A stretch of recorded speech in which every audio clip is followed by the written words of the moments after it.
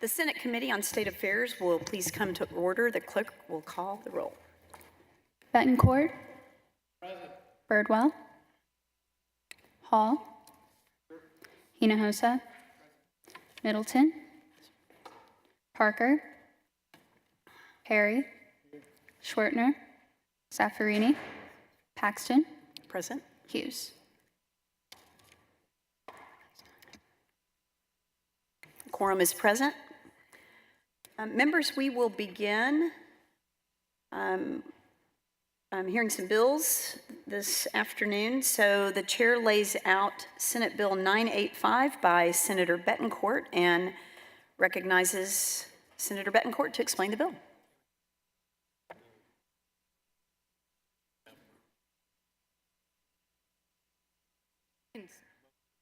I start with those two? Okay, never mind then. Okay, so we need. And the chair also lays out. Okay, we're going to pull down Senate Bill 995.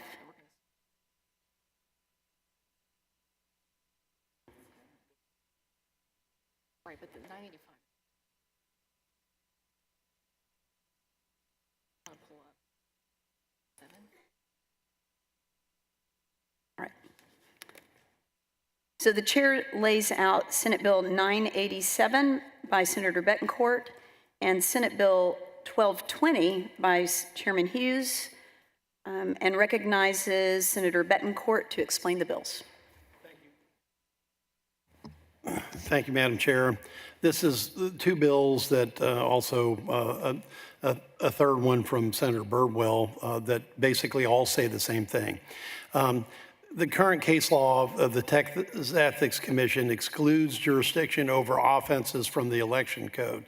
This makes an exhaustion of administrative remedies in the TEC a prerequisite to bring criminal charges against a political candidate for campaign law violations. This precedent was set by an ex parte Charette 2024 case. And it delayed prosecutors from executing their jobs. The TEC refers the case for criminal prosecution. SB 1220 aims to restore prosecution's ability to promptly penalize those who have broken the law. Basically, it clarifies that that the civil action of the TEC does not subject the criminal side to waiting.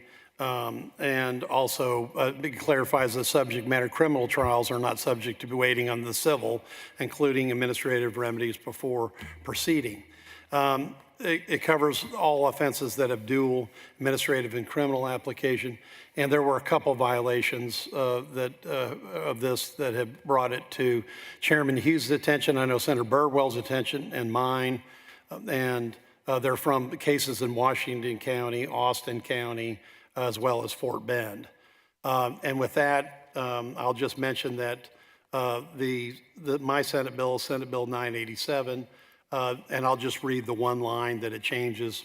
This section does not require the exhaustion of civil, including administrative remedies, as a prerequisite to vesting in a trial court of subject matter jurisdiction over a criminal action for which the trial court would otherwise have jurisdiction under law. And basically, members, having an opinion that is from the Ethics Commission, waiting on that does not stop criminal prosecution. And Senator Birdwell, I think he has a question, and be happy to answer your questions. And I think we have some resource witnesses if we need them. Well, thank you, Senator Betancourt. And Senator Birdwell, do you have a question? Members, are there any other questions for Senator Betancourt? All right.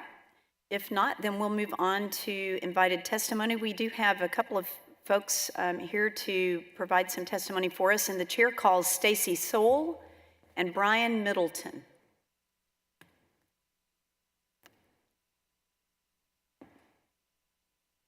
Did we call Mays Middleton? Never mind.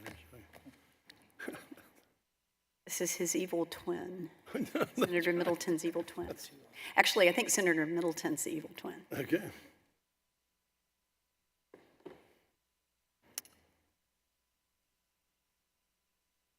Thank you for being here, and we appreciate it. Would you introduce yourself and then give us your testimony? Ladies first. Okay.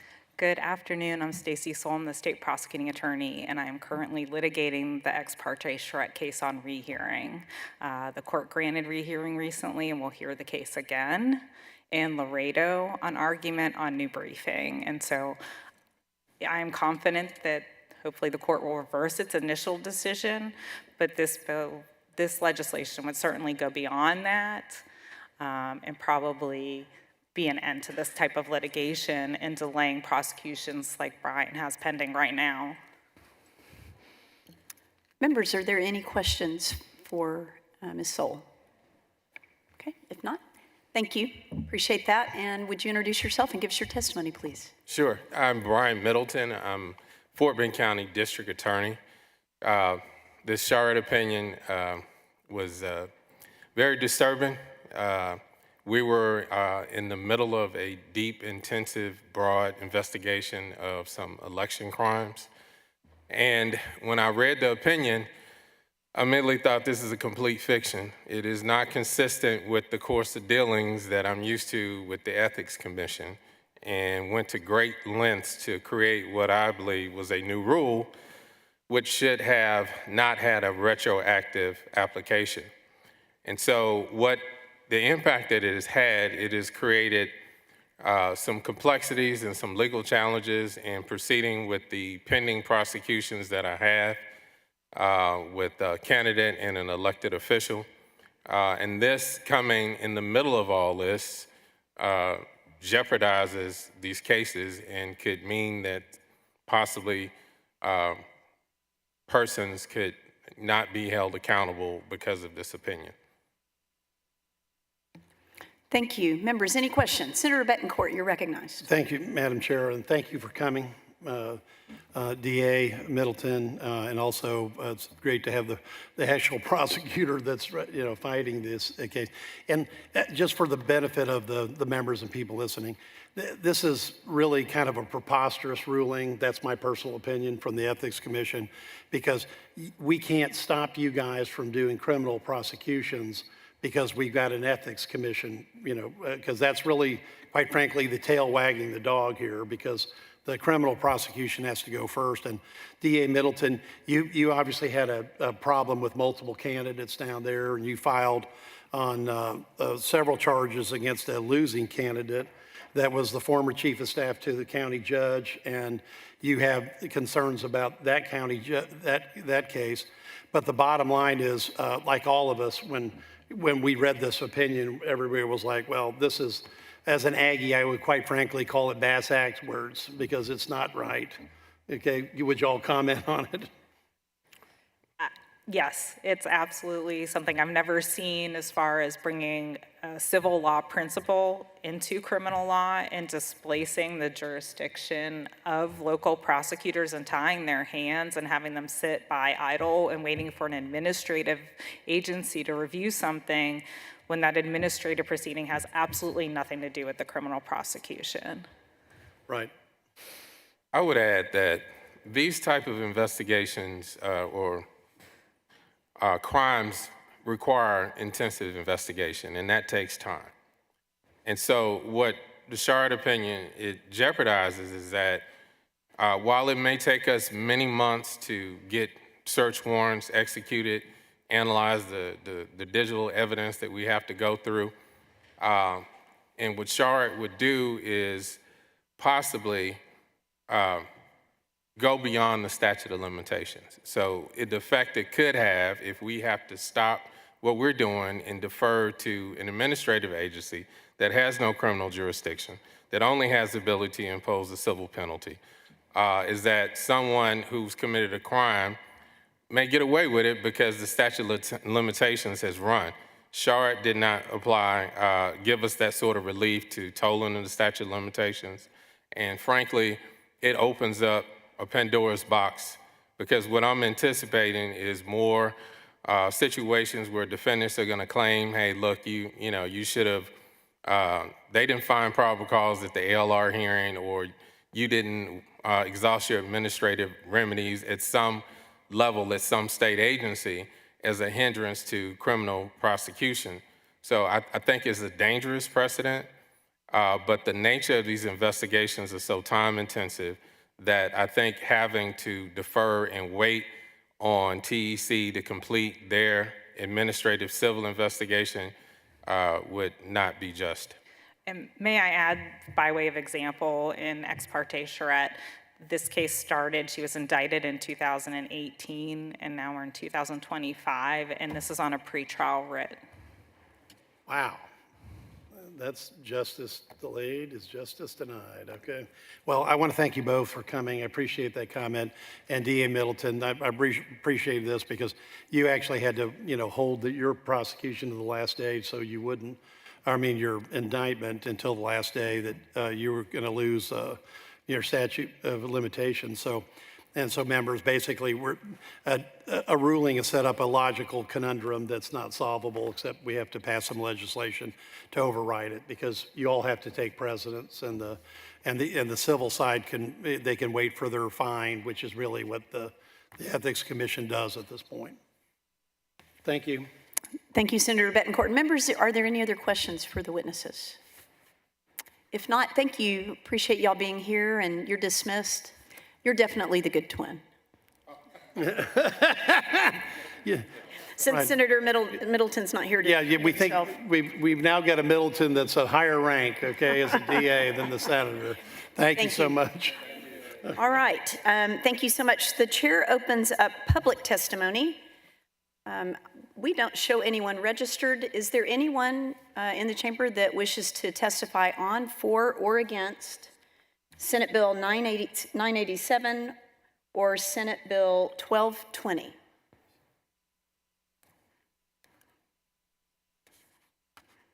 All right, hearing none, public testimony is on Senate Bill 987 and 1220 is now closed, and the bills will both be left pending.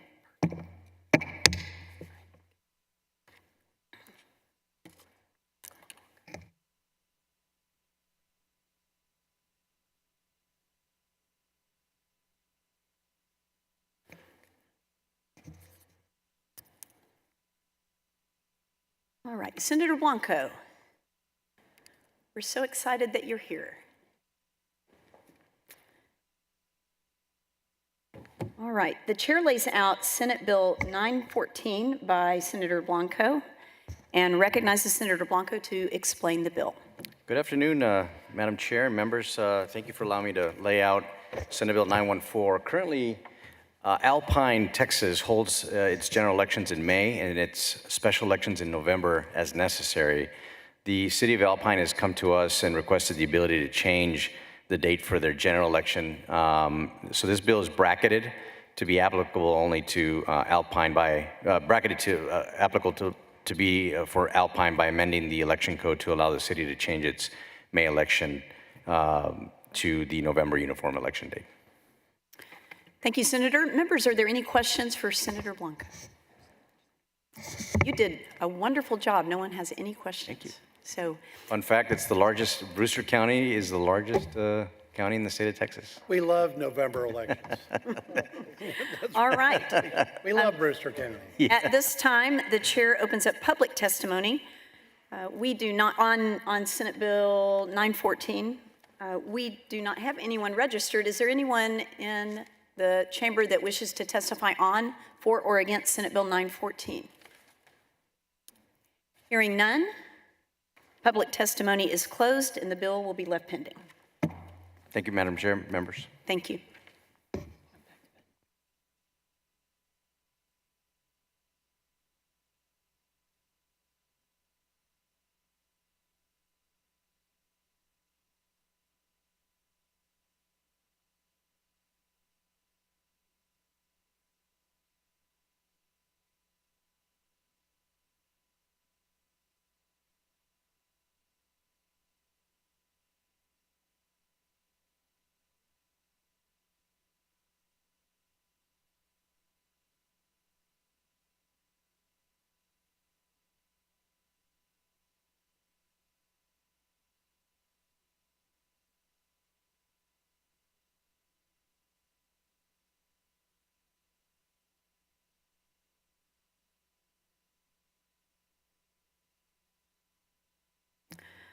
All right.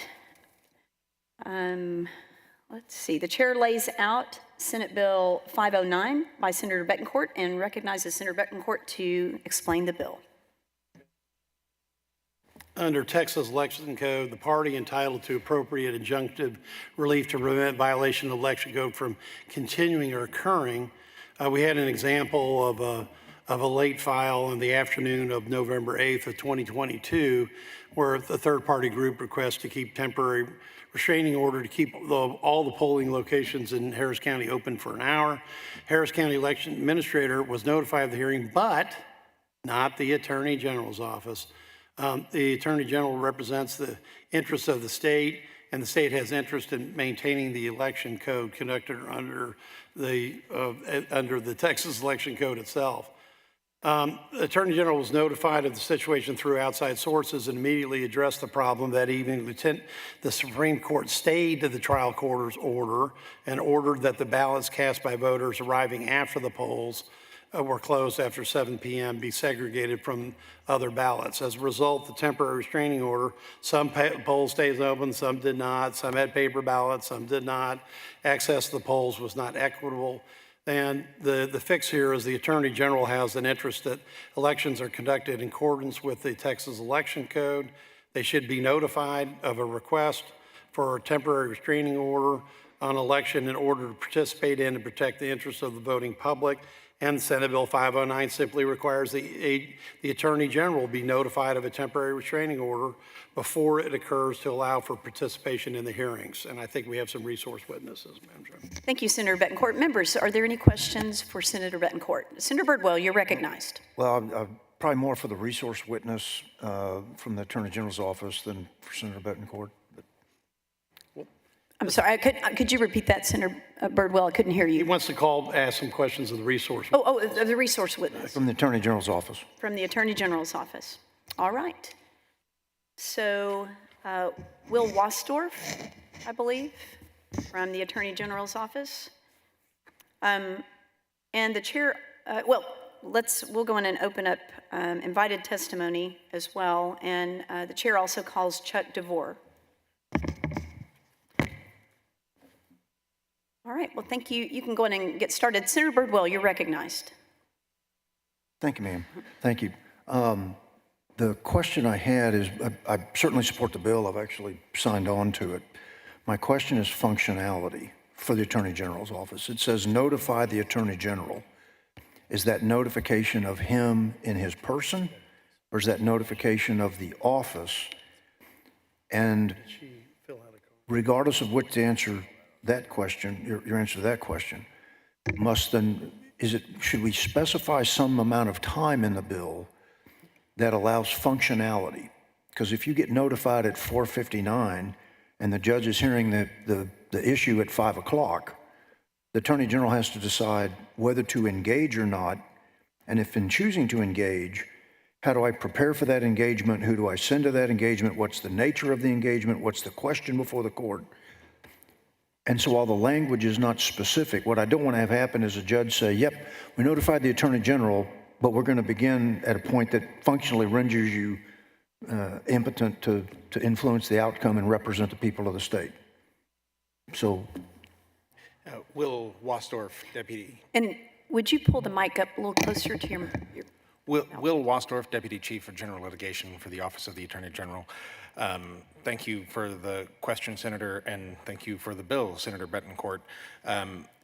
Yes, that is a concern, I think. A certain amount of time would probably be beneficial to allow us to evaluate the case and whether we want to be involved, because as we did get involved in the case that Senator Betancourt mentioned in 2022, there are frequently instances in which we would not necessarily engage in every single election violation across the state. But one way to address that, I think you could look to 402 of the Government Code, which is our authority to intervene when the constitutionality of a state statute is challenged, in which there is, and I don't think that this time frame would be appropriate in this circumstance, But in that statute, there is a 45-day window in which the Attorney General is required to give notice, and any order entered inside of that 45-day window is void. So I think you could give I think this would need to be a narrower time frame because frequently these are emergency actions, but you could add a similar provision. So is there a parallel you would recommend? Obviously, it can't be days because of the nature of you got to make a decision because the election's occurring at that moment. But is there must be notified and then the Attorney General acknowledge receipt of notification and then you have 2 hours, hour and 30 minutes? What I don't want to happen, I don't want to bore you with military analogies, but there's flash traffic that I don't want a judge to say, I notified the office in Houston, but by the time it gets to the Attorney General in Austin, you've burned up an hour of that 2 hours. I want to make sure that there's some amount of time for senior leaders, if not the Attorney General himself, to make the decision. What would be your recommendation as to, from the notification being given and acknowledged, from that acknowledgement, when would the judge be able to begin the hearing process? I don't think I have a specific recommendation as to the time period. On Election Day, we are working very closely with the Secretary of State's office.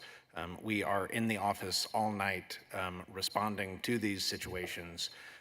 And so it does not need to take a long time, but obviously if you leave a voicemail on somebody who is home for the evening and not checking their voicemail, that would never reach the appropriate circumstances. So I think it would be appropriate to address that, and I think we'd be happy to work with Senator Betancourt's office on an appropriate amendment. Thank you, Will. I appreciate it. I defer to your judgment on how you wish to address that. And we can take an amendment on that.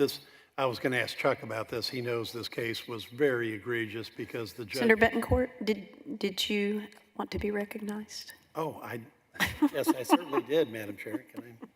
Would you like to go on and move on to our other witness? I would like to move on to our other one. Well, I want to honor that. So, Mr. DeVore, would you introduce yourself and then give us your testimony? Thank you, Madam Chairman. I'm Chuck DeVore, and I'm here in support of SB 509 by Betancourt. As I recall, this bill in substantial form passed the Senate last session. It's a common sense bill, and as the author laid out, it's a bill that ensures equal application under the law across the vast state of Texas. Think of it as a 14th Amendment protection when it comes to implementing elections. You don't want elections to be done differently in different locations due to the vagaries of some local judge and some unique lawsuit that's designed sometimes for partisan advantage. And I think that this measure goes a long way towards that objective. Certainly, as well, Senator Birdwell's suggestions, I think, are well taken, and I've got some ideas that perhaps I might give to the author after this presentation. Thank you. I feel like Senator Betancourt would like to be recognized to ask a question. Thank you. You're welcome. You're welcome. Thanks, Chuck, because yes, this bill did pass the committee 11-0 last time, and nearly unanimous on the House, but died unanimous in the Senate, but died in the House. It's so common sense but in this particular case, that hearing was so egregious because the initial hearing was ex parte, one political party only, and then by the time everybody else found out about it, it took the AG running to an emergency order at the Supreme Court to stop. So I guess what idea do you have, Chuck, on this one? Because I can take a friendly amendment from my senator. Well, Senator, if you're asking me in public fora, I'm happy to give you my notion. Building off of what your colleague, Senator Birdwell, suggested, I think you could have language that might say no earlier than 1 hour after the receipt of acknowledgement from the Attorney General's office will the order go into effect. Okay. So that way you take into account the communications lag. And Senator Birdwell, when you said flash, I had flashbacks to military training where if you heard something very important, you'd hear that word 3 times, right? Yes, right, exactly. So I had some flashbacks when the senator said flash. Well, Madam Chair, I would submit that we finally found somebody else besides frick and frack to translate for Senator Birdwell. Yeah, that's right. Anyway, good suggestion, Chuck. Thanks for your time. Thank you, sir.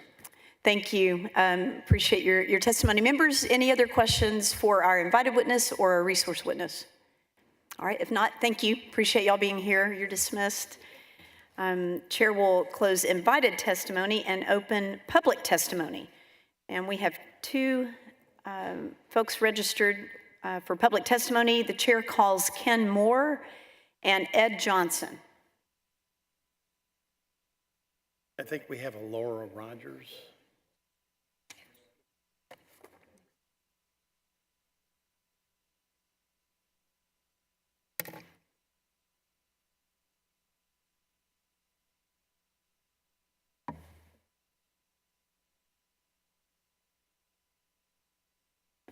They think Laura's invited for this, but you said 985. What? Okay, I already gave her the name. Thank you, you're saving me. Thank you. Appreciate you being here. And Mr. Johnson, if you would like to get started, introduce yourself and give us your testimony. Thanks for coming. Yes, Ed Johnson. I'm here representing the Harris County Ballot Security Committee and myself on this bill. And I'd like to just take a personal comment here quickly. On Remember the Alamo Day, I'm very honored to be in this room with the portrait back here against the wall. It's really a neat occasion. And I want to thank all you senators for all the hard work y'all do to keep their dream alive here. So, Senator, this is a great bill. We've had numerous problems in Harris County. This wasn't the only occasion that we've had, attacks in the court. And these court decisions could affect the whole state on how elections are run. So I think it's very important. Thank you. Sir, if you'd like to go on and give us your testimony, and the members will hold questions for the end. Okay. My name is Ken Moore. I'm representing myself, and I am for this bill. I live in Missouri County, just south of Harris, and I used to be an election judge in Harris County. It wasn't in 2022. I left in 2018. But I've been, I'd say emotionally invested in Harris County. I used to sit on the Ballot Security Committee with Alan Vera, HCRP. I remember this incident. I remember it very well. The court decision came as a complete surprise to everyone. HCRP was not told, Secretary of State was not told, the AG was not told about it, and many of the election judges did not know that such votes were to be provisional. And so a lot of them got counted as regular votes. It threw the whole election to chaos. It was a very bad situation. And for that reason, I support this thing. Now, a comment was made earlier about how to have time for the Attorney General to respond. I don't know if they still do it now, but Harris County Republican Party used to have district judges on speed dial in case they had to overrule an election judge, because an election judge on election day has the force of a district judge. And so they had someone standing by to overrule. And I would suggest that the AG have somebody on standby during this time. Thank you. Thank you for your testimony. Members, any questions for our witnesses? All good. Thank you so much. We appreciate you being here. All right. Is there anyone else wishing to testify on, for, or against Senate Bill 509? Yeah, maybe If not, seeing none, public testimony is closed, every minute counts. and the bill 15 hours on is left pending. on elections.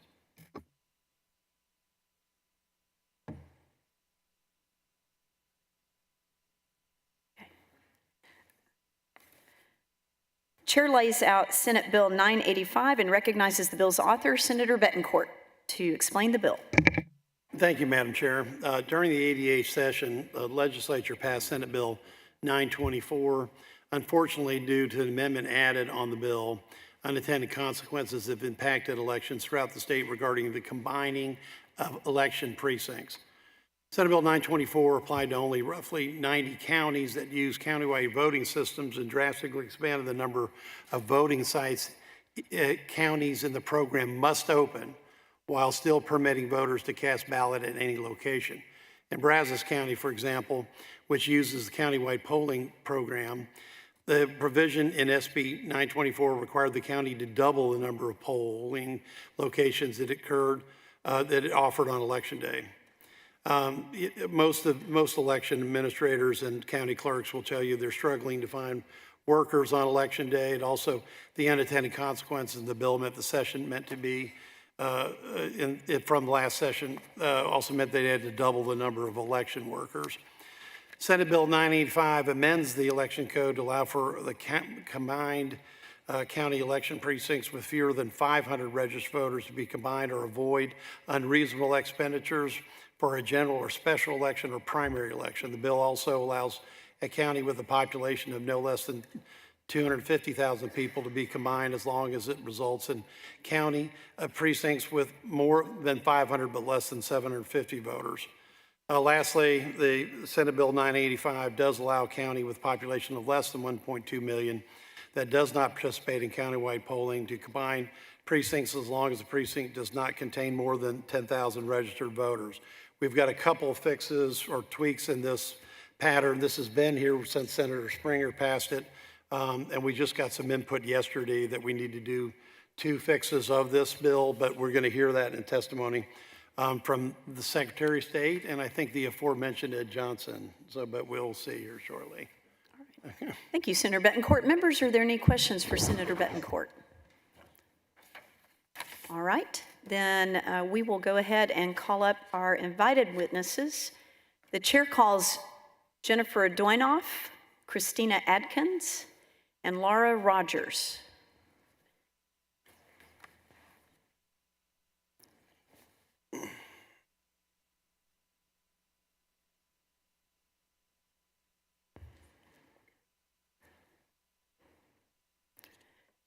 They're moving in echelon, Senator Birdwell. Well, thank you for being here, and I guess we'll start on this side and move across in that direction. Go on and introduce yourself and give us your testimony. Thanks for coming. Sure, thank you, and thank you, committee members. I'm Jennifer Doinoff, the Hays County Election Administrator and the Legislative Chair for the Texas Association of County Election Officials, and I'm delighted to be here today. I'm really excited to be talking about this bill, Senate Bill 985.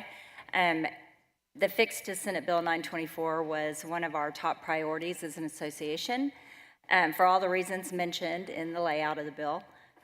We do find it more difficult to secure polling locations and find workers. And so while 924 was a great intended bill, we did find that there were some unintended consequences that were difficult for counties to accommodate during the 2024 election year. So, Senator Betancourt, we really appreciate the bill and we are supportive. And I'm happy to take any questions. Thank you very much. We may have questions for each of you at the end. Right. And thank you for accommodating me while I stepped away. Let's go ahead to our next witness. Introduce yourself and give us your testimony, please. My name is Christina Adkins. I'm the Director of Elections for the Texas Secretary of State's office and available to answer questions and testify on this Senate bill. Thank you for being here. Welcome. Introduce yourself. Go ahead. Thank you. I'm Laura Rogers, and I'm the County and District Clerk for Sherman County. I'm also the Legislative Chair for Elections for the County and District Clerks Association. And I just want to reiterate what Jennifer had said about we support this bill. It will help our counties finding poll workers, reduce cost, and we're very much in favor of this bill. Thank you very much. Senator Betancourt, do you have questions? Right. Thank you so much. The panel is yours. Thank you, Mr. Chairman. And Laura, thanks for coming because my county clerk, Tinisha Husband, couldn't make it, but she was probably the first person that called you about Senate Bill 924, I believe. Absolutely. And I'm happy to be here. Right, and so I want to thank you for this fix, support for this fix that kind of badly needed. Is there anything that you want modified in this? Because I'm going to ask Secretary of State for some advice on some language here in a second. As far as the clerks are concerned, we agree with all the language in the bill. Okay, thank you. I think from our association, we agree as well. We do know there's some modifications coming up, and we're not necessarily opposed to those. Well, then let's talk about those. But I'm not well-versed on exactly what that is. I believe it's... Well, we happen to have a resource witness who is.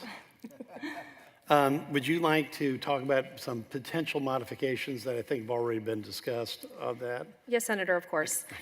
There are several individuals that approached our office, and I think had approached you, Senator, to discuss a potential tweak to the language in that bill. In the very beginning of 42.0051 subsection A, there's a line there that if we take out the very first part of that line, it would actually, I think, open up some of the possibilities for combining precincts. Right now, you can only combine a small precinct with a larger precinct if it's a very, very small precinct. And that threshold is set for most counties right at 500 voters. And there may be precincts that are a little bit larger than that that would benefit from being able to be combined with another one, which would cut down on unreasonable expenditures and help make sure that we have workers for our locations. I think that's an excellent suggestion. So really, you're looking at 42.0051A and that first line, is that what? It's essentially striking the language up through the comma. Very good. Sounds like we're going to have a friendly amendment. Okay. Thank you, Christina. Any other modifications that have been discussed with your office? No, sir. That is the only one that has been discussed with us. Well, we might have one coming in public testimony from what I hear, but anyway, I want to thank you all for your patience. I want to say something to both organizations. I'm sorry that bill, got out of here, but it was done on a concurrence, unfortunately, as opposed to going to a conference committee. And I think a member was so excited that they had a bill back from the House at the time, they didn't want to risk it, and they just wrote in the concur, and boom, it was gone. So I appreciate your patience of having to run the election with a little too many polls and too many election workers, for that. But we definitely are on the hunt to get this fixed. Great, thank you. Thank you. So anyway, thank you for coming, and I think we have one suggestion. So Christina, could you hang around for that? Or yes, sir, of course. Maybe the ladies don't have to move. I'm not sure how many people are signed up to testify. Oh, well, while we're on that, any other questions, Senators, for the witnesses? And Ms. Rogers, have you been called upon to render aid or save anyone's life today? Not today, but the day is still young. Thank you again. Sure. Thank you again. Let's see. She is skilled with she has multi-talented, capability when we need her. I help where I can. Thank you. I think Ed Johnson has something he wanted to add. Let's keep Christine up there. Yeah, right. And the other two can stay in case they want to come. Yeah, I think Christina, can we get? Yes, I'm okay, thank you. You're good. She gets ready for one more question. Very well. Thank you each for being here. We'll ask Ms. Atkins to hold tight while we bring up public testimony, and Your Honors, your excuse. Thank you for being here. Thank you. Thank you very much. We will open public testimony on Senate Bill 985, and the chair calls Ken Moore, Andrew Hendrickson, and Ed Johnson. We're looking for Ken Moore. There he is. Andrew Hendrickson, there he is. And Ed Johnson, there he is. Very well. So pick up any seat available. You've each done this before. And we can, if you're ready, we'll start on my left, your right. Mr. Henderson, welcome. Introduce yourself and give us your testimony. Andrew Hendrickson, I'm here representing the ACLU of Texas, and we are testifying on the bill. Okay. We're not against the bill. We're usually for more polling places, but we understand that this was not the legislative intent of 924 and that it put an unbelievable burden on our counties. But we did want to talk about one suggestion that we have that I think would have prevented the error from occurring in the first place. and would add some much needed transparency to this process. And that is requiring counties to post which election precincts they're combining and the polling site that would comply with the current section of the code that requires location of a combined polling place to adequately serve the voters of the combined precinct, and the VRA compliance sections of 41.0051 or 42.0051. The idea here is that we can't possibly know if the number that is being divided in half to comply with the countywide polling requirement that 50% of the election precincts required on election day is being complied with if we don't know that which precincts are being combined and which polling place would actually serve those precincts. So that would be the idea, to add some transparency to the process. I think it's, another area where we have, had a lot of transparency bills and added a lot of transparency to our elections recently, and I think this is another place where that would be beneficial. Thank you. Thanks, Ms. Hendrickson. Normally, we would wait till the end of the panel, but let's deal with issues as they arise. Ms. Atkins, you heard the testimony, and what does that sound like? Is that some of that being addressed? Does that sound like something that could be addressed practically in your experience? Yes, sir. I mean, I believe the testimony is it's adding an additional notice requirement, just identifying those locations or identifying those precincts. And from my experience in working with counties, I don't think that would be difficult for them to comply with that. I mean, there are, Senator Bettencourt.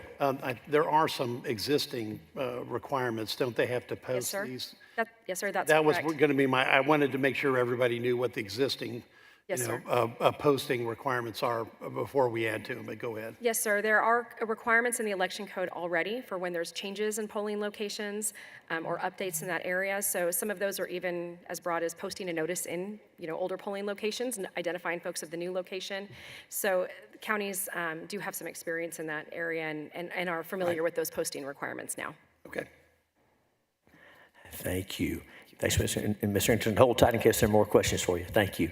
Mr. Johnson, welcome back. Introduce yourself. Give us your testimony. Yeah, Ed Johnson. I'm here representing myself and the Harris County Ballot Security. This is a great bill. It fixes the problem we had last primary election with not having enough election machines in Harris County. But we're not getting the intent of Springer's bill. And Springer's bill was trying to fix the election code where you had unintended consequences forcing counties into having to break election code. By having the small number, right in here it says that you can only combine precincts of 500 voters with others. When I was working in elections in Harris County, we had numerous times where we have a precinct of at least 1,000 voters that did not have a polling location, and you had to combine it with something else in order to have an adequate polling location. So you were caught in a catch-22 situation where, do I not provide a polling location to these voters, or do I provide a polling location and break the state law? So what Springer was trying to do was clean it up, and I think by a simple amendment here, mentioned earlier, we could do that and actually increase it to where you could combo up to 5,000 voters in a precinct, which would help counties manage this a whole lot better. Then in the section D down below, just to give you an example, this 5,000 combo capability, a county like Harris County has 2 million voters, about 1,000 voting precincts, would probably be able to combo down to about 500 polling locations. And then since they're doing countywide voting, they would be able to cut that in half and have about 250 polling locations, which sometimes is the targeted goal for having a primary runoff where you have a very low turnout, and allow them to have election equipment for both parties to have separate polling locations. It would be a great fix.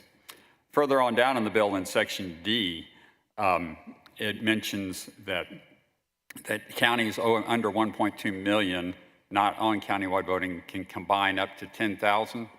The purpose of this is something brought last session by the County Chairs Association to Springer, and the purpose of this was once again to reduce the number of polling locations. If you're not doing countywide voting, you're doing precinct voting, you don't have that ability to cut it in half. So by adding the extra 10,000 in there, that would be able to reduce the numbers. The problem is, though, in the code right now, it's not referring to primaries. It only refers to general and specials. Thanks, Mr. Johnson. Ms. Atkins, again, we know that the Secretary of State doesn't, suggest policy. The legislature does that, but you help us with practical considerations and applications. So as I ask you about Mr. Hendrickson's testimony, anything you can offer us at this point on what Mr. Johnson shared? And you can come back later. That was a lot. Of course. I think one thing that's important to note is when we hear about closing polling locations, I think people do get nervous about that. This just authorizes it. It doesn't mandate the closure of locations. So I think our counties are very good about knowing what they need for a given election. This just gives them some needed flexibility. Right, thank you. Senator Betancourt, go ahead. And, thank you. I think obviously it's a good suggestion to make sure it's clear that we can do this for primary Yes, sir. elections for both parties, right? Correct. Okay, thank you. Thank you. Mr. Moore, welcome back. Introduce yourself, get close to that mic, and give us your testimony. My name is Ken Moore. I'm representing myself, and I am for this bill. And I realize today is Brazoria County Day, Galveston County Day, and not Harris County Day, but I go back to my experience in Harris County. I was there before they had countywide voting, and we very routinely would have neighboring precincts have their polling place in a precinct polling place that was nearby. There was one precinct close to mine that had 2 city blocks, and just about every time they voted in our polling place, and it always worked out fine. And this especially helpful when we had elections where we expected low turnout, like runoffs, or if we had some propositions or something like that. It was very helpful. I think the biggest combination I had one time was like 17 precincts in my one polling place. And we also had paper poll books back then, and I forget now how many stacks of those I had sprawled out on the tables. But there was a bunch of them. But it worked out. It worked out fine. And so it worked well, and I do recommend this. I do endorse this. On the subject of notification of polling place location changes, I've had to do that. The county would send me a notice to put up at the regular place where a poll will be open, and give advisory, your new polling place for this precinct is going to be XYZ. And it wasn't a problem there either. Thank you. Thank you for your testimony. And we've learned on this committee that when we are looking at election bills, every day is Harris County Day. So thank you for sharing that. Senator, can I make a quick comment? I will tell you, when I was working in the election department in Harris County, we were precinct voting, and we broke this section of the code every election. I think the statute of limitations are up, so hopefully I'm off the hook, but it's something that needs to be fixed. Senator Betancourt, anything for the panel? I hear nothing. Members, any other questions for these witnesses? That's right. Thank you each for being here. You're excused. Is there anyone else wishing to testify on, for, or against Senate Bill 985? Those are all the witnesses who have registered. Anyone else wishing to testify on, for, or against Senate Bill 985?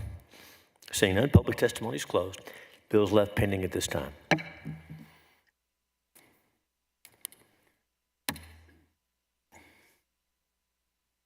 We've got Blanco. Our dear colleague, Senator Blanco, is still with us, and we'll ask him to return as we, the chair lays out as a matter of pending business, Senate Bill 914. The committee previously heard testimony on this bill, and I think Senator Blanco has a committee substitute. Is that right? I do, Mr. I didn't see him on the back. Chair sends up the committee substitute and recognizes Senator Blanco to explain the measure. Thank you, Mr. Chair and members. So the committee substitute provides no substantive changes. It simply cleans up a drafting error from Leg Council referencing a wrong section of the code. Thank you, sir. Any questions for the author about the substitute, senators? So I said I was sending it up. Let's say Senator Betancourt sends up the committee substitute.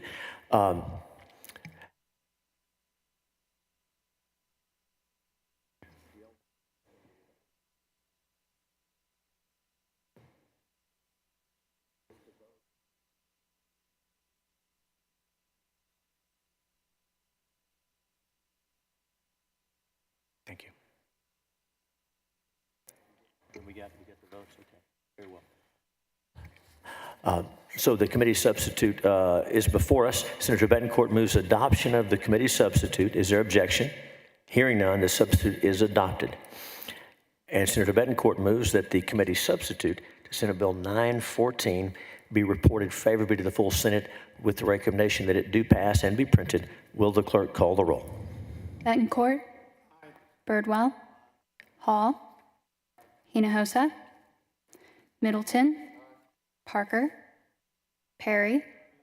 Schwertner. Zaffarini. Paxton.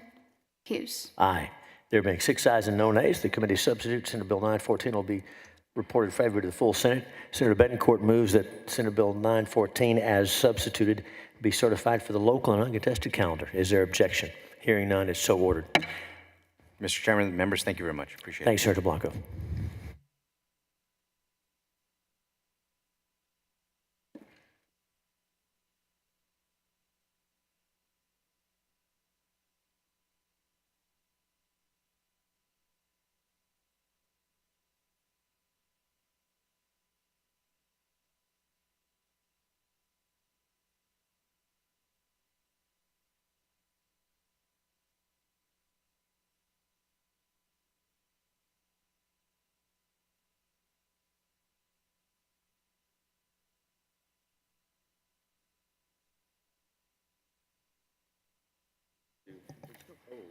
How many bills have no witnesses on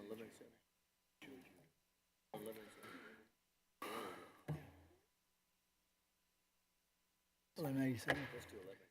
Chair recognizes, Chair calls up Senate Bill 1187, recognizes Chairman Hughes to explain the bill.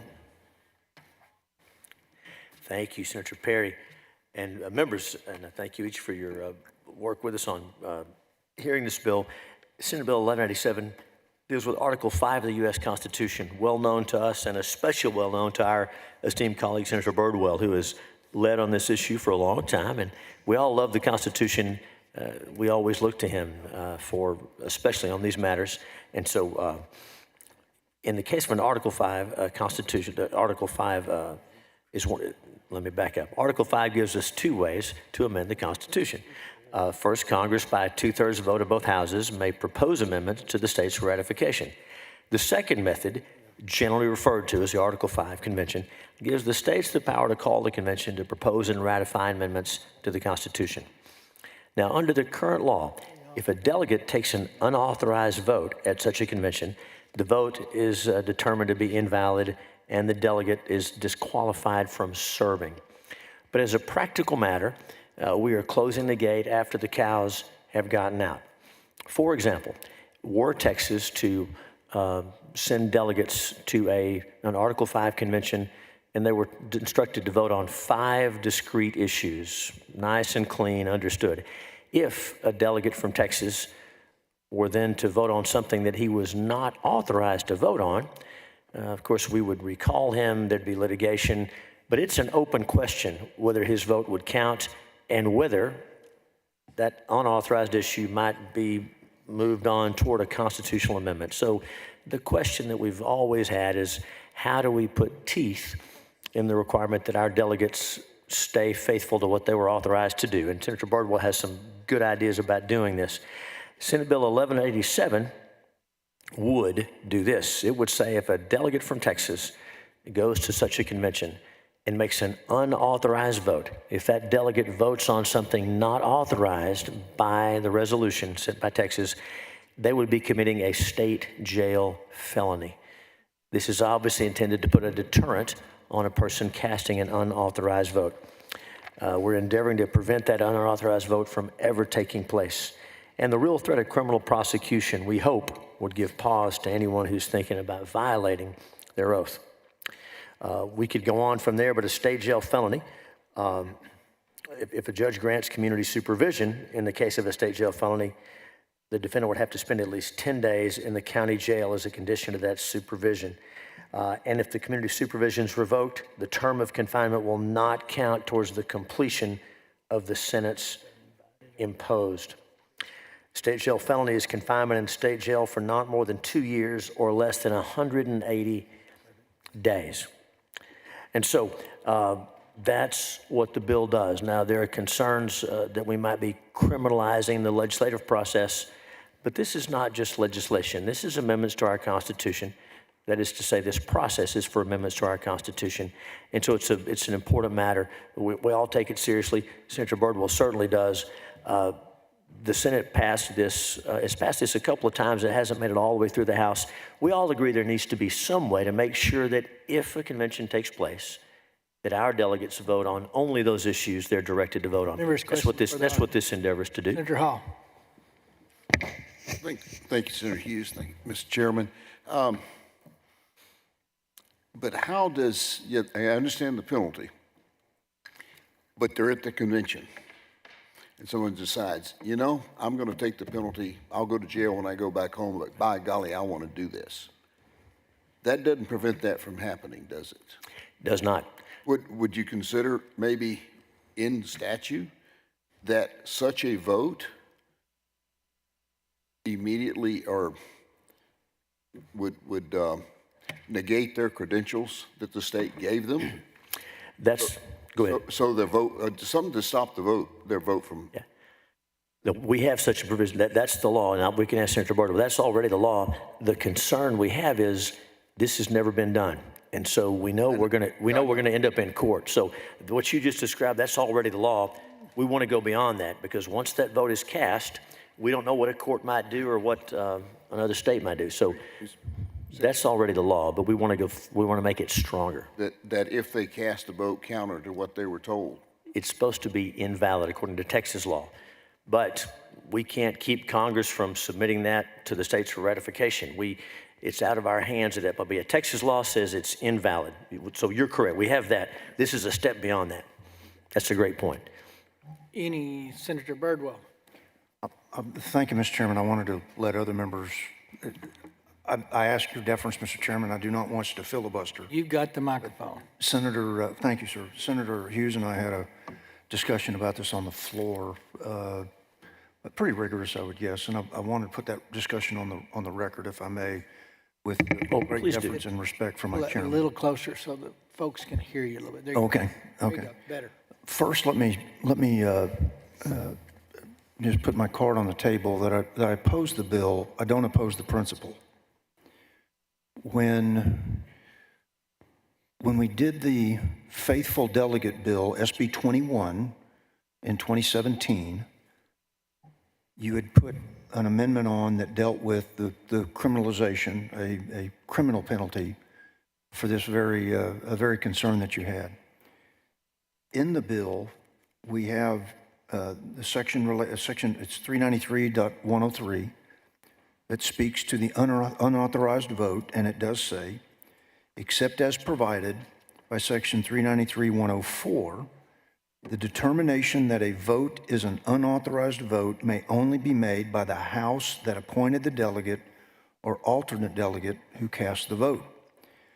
Section 393.104 is the oversight committee that we appoint at the time that a convention is called. Remember, the reason we did this bill primarily wasn't for the issue you're concerned with. It's that, as the Constitution reads, the federal Constitution reads, the Congress notifies the states that a convention has been called. It is very possible, even though in today's electronic world, news travels fast, founders couldn't anticipate that. If Texas is not one of the 34 states initiating the call, the Congress was the unifying notification mechanism that said states show up for a convention. So we put this bill together so that in the event, though our call is pending in front of the Congress right now, and I believe there's 20 states, I might be a bit off, but 20 states that have affirmed the call that we did as state number 11. 9 additional states have done so. The purpose of having this bill was in the event that we didn't initiate the call, but we get notified of it, we had nothing in statute that designated how we did this, particularly if we're not in session. Because the odds of the convention happening when we're not in session are far higher, because there's 19 months out of every 24 we're not in, as opposed to it occurring when we are in session. The Oversight Committee consists of 10 members, the presiding officers of each chamber, Lieutenant Governor, Speaker, you in your capacity as the Chair of State Affairs, your House counterpart, Chair of State Affairs in the House, and then 3 additional senators, 3 additional representatives appointed by the presiding officers. Those individuals are the monitoring, the Oversight Committee that have the ability to declare somebody's vote unauthorized, revoke their membership in that delegation, and then notify the president of the convention that the delegates choose that their vote is disqualifying and they are recalled from the convention. That acts as an administrative penalty. Let me return back to the previous chapter of the unauthorized vote where it says the determination that a vote is unauthorized may only be made by the House that appointed the delegate or the alternate delegate who cast the vote. That gives the entire body the ability to make a determination on the future disposition of that member. The reason I oppose the bill is by taking a legislative function, determining the criminality based upon the interpretation of germaneness, turning it into a criminal application is parallel to when the former district attorney Ronnie Earl charged Rick Perry for vetoing using his line item veto. You are getting in that territory of criminalizing the act. I believe that a sanction is appropriate, but I think the appropriate sanction is expulsion. The challenge with expulsion is the exact same thing we talked about of what if we get called into a convention, we're not in session, how do we gather? We can gather and choose our delegates because the presiding officers, we've gave you the ability to establish the committees, we can choose our delegates, send them off. To expel somebody requires us to be gavelled in as a complete body, therefore requiring the call of the governor to call us into a special session of the legislature to consider the expulsion of the member we wish to expel. I believe expulsion is the proper sanction. We had that discussion in 2017, Mr. Chairman. There was a member in the House last session that was expelled, and while they were in session, they had the ability to do so. Had that member been determined to be eligible for expulsion after sine die, they could only do it, I believe, in the special sessions. I don't think that's clear in statute or the Constitution right now. What I would be happy to work with you on is establishing expulsion as opposed to criminality. Because remember, in saying that the determination can only be made by the House that appointed the delegate, the question is begged, does the Senate or the House have the ability when we are not gathered, or even if we are gathered, to send a criminal referral to the district attorney of the home county? Is it the home county or is it the Travis County?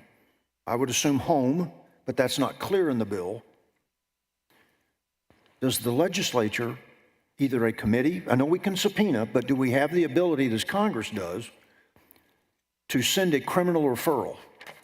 Last week we had our discussion with the Lottery Commission, and both Senator Hall, Senator Betancourt, expressed very legitimate and serious concerns that criminality had occurred in the Lottery Commission, and those concerns still exist.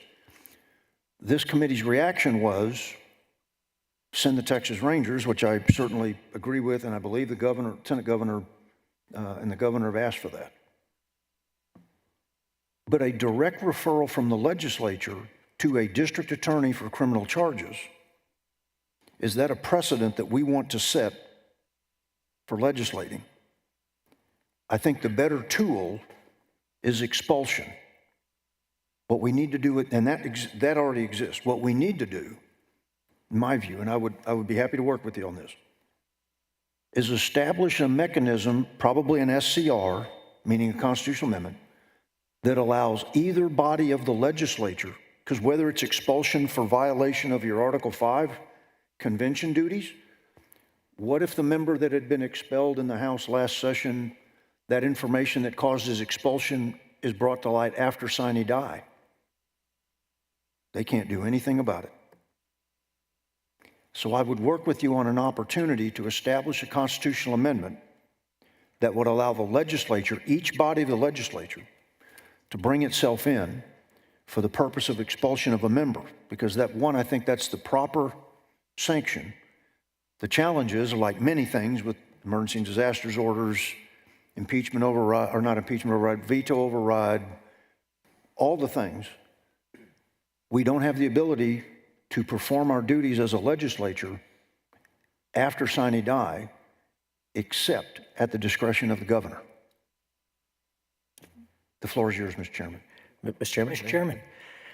And Senator Birdwell, of course, you're right. I will say, as you and I discussed, the statute your statute that we passed in 2017 that says a delegate to an Article 5 convention must be a member of the legislature helps. And so the threat of expulsion would mean something to them. As you and I noted, you could easily have a member of the legislature who's a lame duck, who is not seeking re-election, or even who has been defeated in their primary or in their general election at the time the Convention of States takes place. So expulsion would not be as much of a hammer to them. It would still be a shameful thing to be expelled, but we all have the same thing in mind. I would say this is twofold. It's all about the deterrent effect. Conservatives have become comfortable with the Article 5 Convention of States process. You've helped us, you've walked us through that.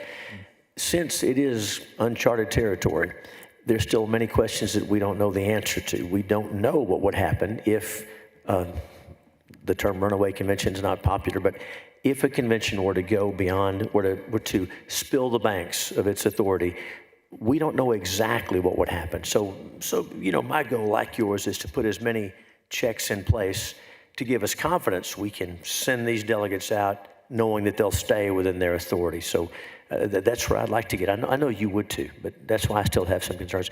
Now, on the question of what district attorney would prosecute this, now there's a separate statute that Senator, then Representative King filed, and we passed, and the law is clear on that.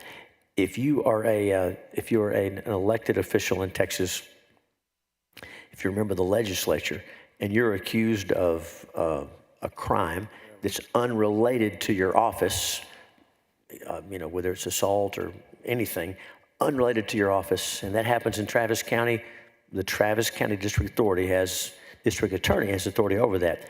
But if a member of the legislature is accused of a crime related to their office, venue is only proper with the district attorney in the home county. So that is, the existing law, I think, does take care of that. It would at least be the district attorney where you'd have a jury of your peers, not you, it would never happen to you, but where the accused official would have a jury of their peers in their home county. I am confident the law is clear on that. Okay. Mike, is it okay, Mr. Chairman? No, go ahead, Senator. I think we ought to tread very carefully in criminalizing, and I really don't want to bring impeachment up, but I have to, because remember what we had to deal with is impeachment is a political punishment that is not a criminal punishment. The judicial structure is where criminality is determined based upon the gathering of evidence. Because we are not in the judicial branch, but the legislative branch, I think we are better functioned to expulsion, because once we set the precedent that it's okay to criminally pursue a fellow legislator, we set a precedent that I think is terribly unwise. So just like with our impeachment structure, It is neither civil nor criminal, but it is to some degree, a hybrid in how we wrote the rules, but it is ultimately political for the purpose of, is this individual's performance of duty, whether it's maladministration or such a gross ethical breach, that to protect the state of Texas from that office holder, we impeach them. The House goes through its process, we go through our process in the trial. Impeachment and expulsion are parallel in their outcomes, not in their process to get there. Expulsion, if we chose to expel a senator from the body, the House gets no vote in that. The House chooses to expel somebody from the House, the Senate gets no vote in that. Impeachment, there's a different process that involves both bodies, but you functionally get to the same thing. A permanent administrative removal of that individual from their elective office because they're deemed so dangerous that they must be removed without us breaching the criminality threshold. And that's why I think expulsion is the better tool, because it stays within the legislative branch. The judicial branch doesn't get a vote. Executive branch doesn't get a vote on expulsion. When you move outside that lane, we better be very, very. Duly noted. Very interesting and very good conversation. I trust that between now and the vote for the bill, you and him can reconcile, if any reconciliation do. I heard your counter to expulsion, and there's merit that it may not have an impact if they're already out of office. I do think you're on the path of, it is a slippery slope potentially, but I'm going to be fascinated to see where we land. And Senator Betancourt. Well, no, let me just add, for those that are watching, this is the type of detail that we go through here. And I'm really proud of both of you guys, because we've been talking about this issue for at least 8 years, maybe more. Well, but more importantly, I want to make a point that I think everybody would agree, Mr. Chairman, that we've talked about the Convention of States and how important it is, and our 2 delegates. And my best way to summarize this argument is we better choose wisely who we send, no matter what we have. Okay, gentlemen? It starts there. Okay, so I think I could nominate 1 or 2 people at this table to go. I would, maybe both of you. Yeah. And then we wouldn't have to worry about any of this what they're discussing today. So to move this forward, Senator Byrd will finish up.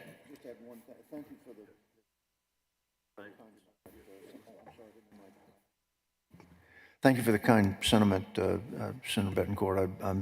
I'm honored at that thought. To address one thing you had mentioned, Mr. Chairman, that if you've got somebody that's either a lame duck or, the structure by which the senators choose and there's different numerations. So if it's a 5-member delegation from Texas, then it's 2 senators, 3 House members. If it's an even number, it's evenly split, there's other. But whomever it might be,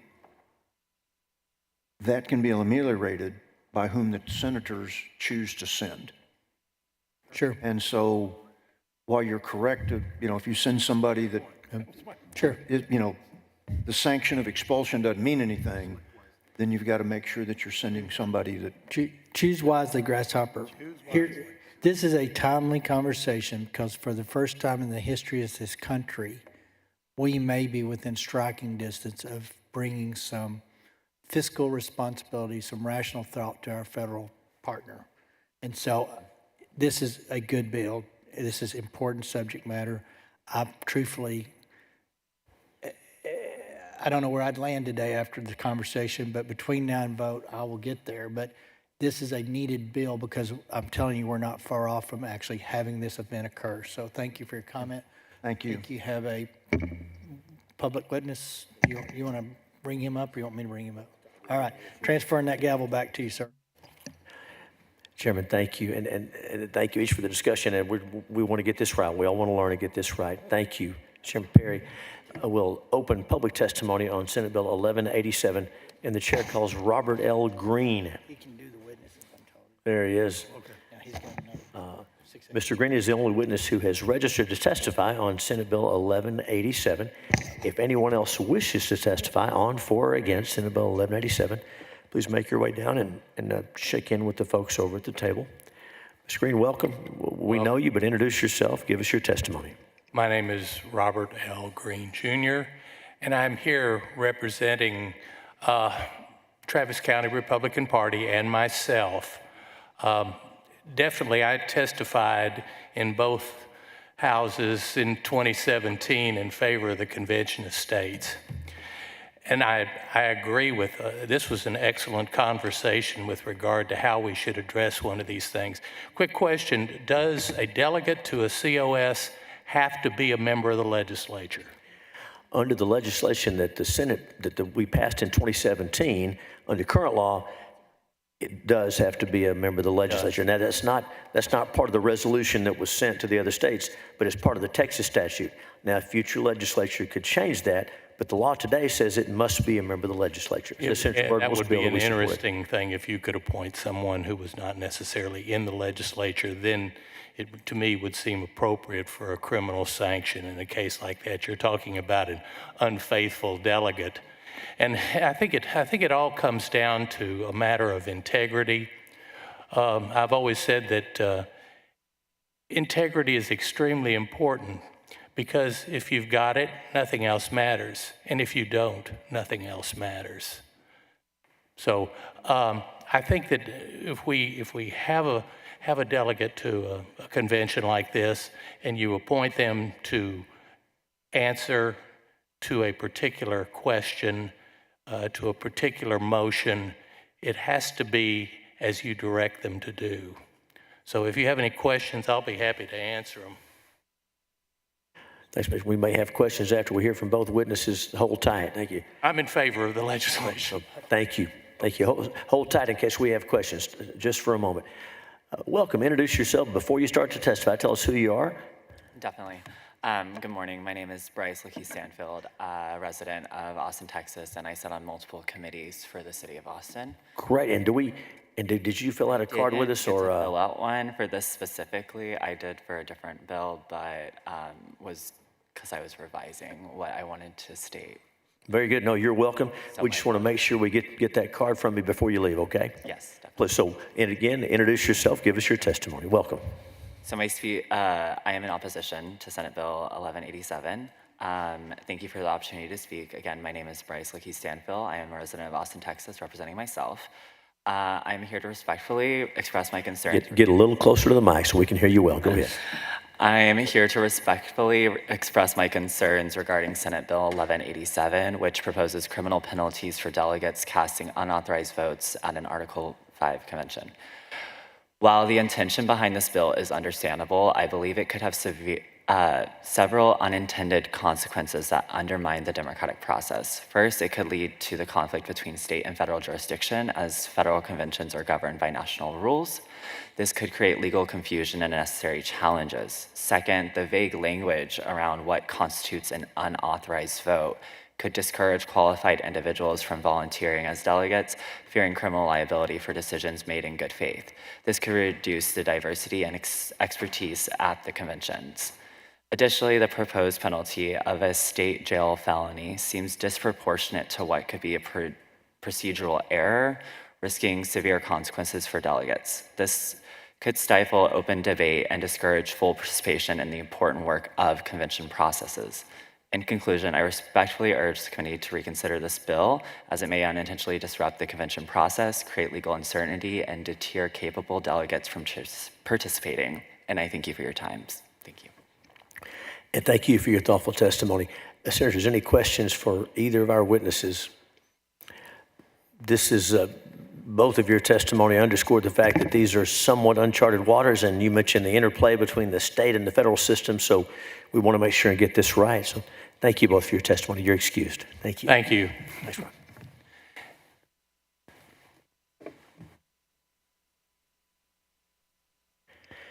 And we have one more witness who is signing up, so we'll just hold tight for just a moment.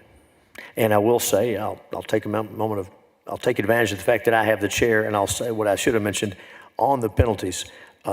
State jail felony as to whether that seems steep.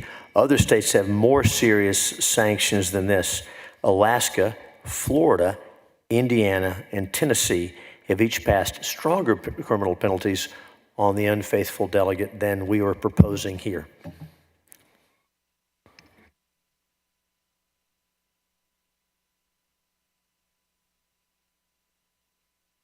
I hope you enjoyed my choose wine. That's right.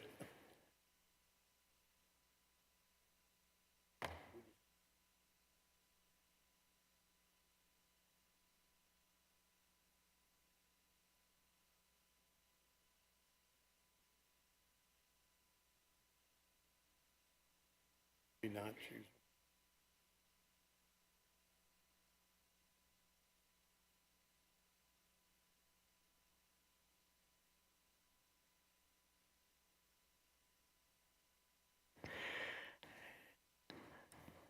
Chair calls John Von Compernoll.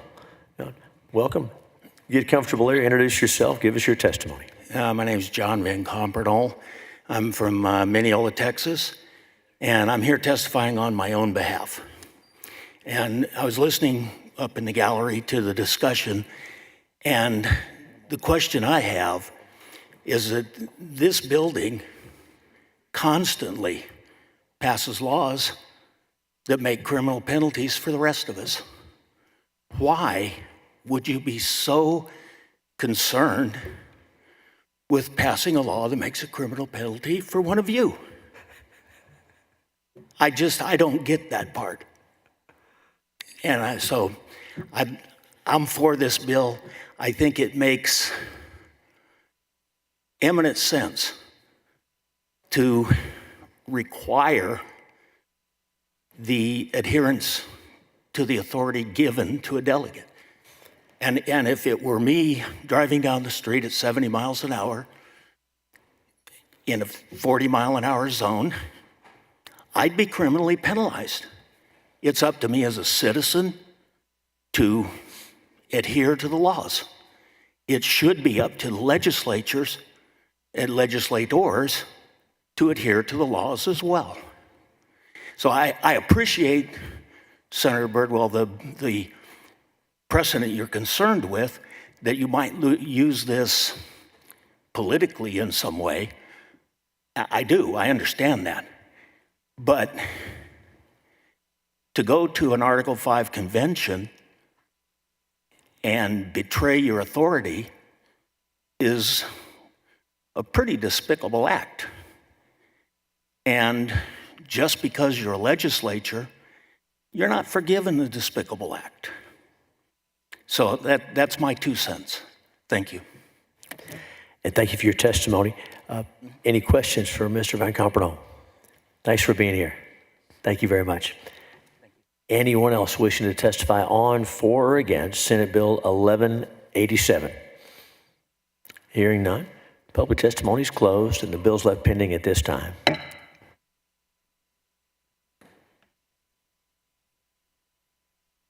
Choose wisely.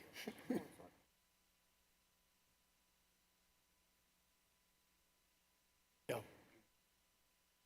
I'll be happy to recognize. Which one were we down to? 680, 689?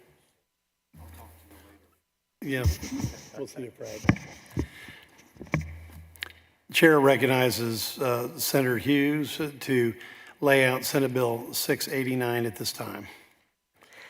Thank you, Mr. Chairman, and thank you, members. Senate Bill 689 has to do with equal treatment.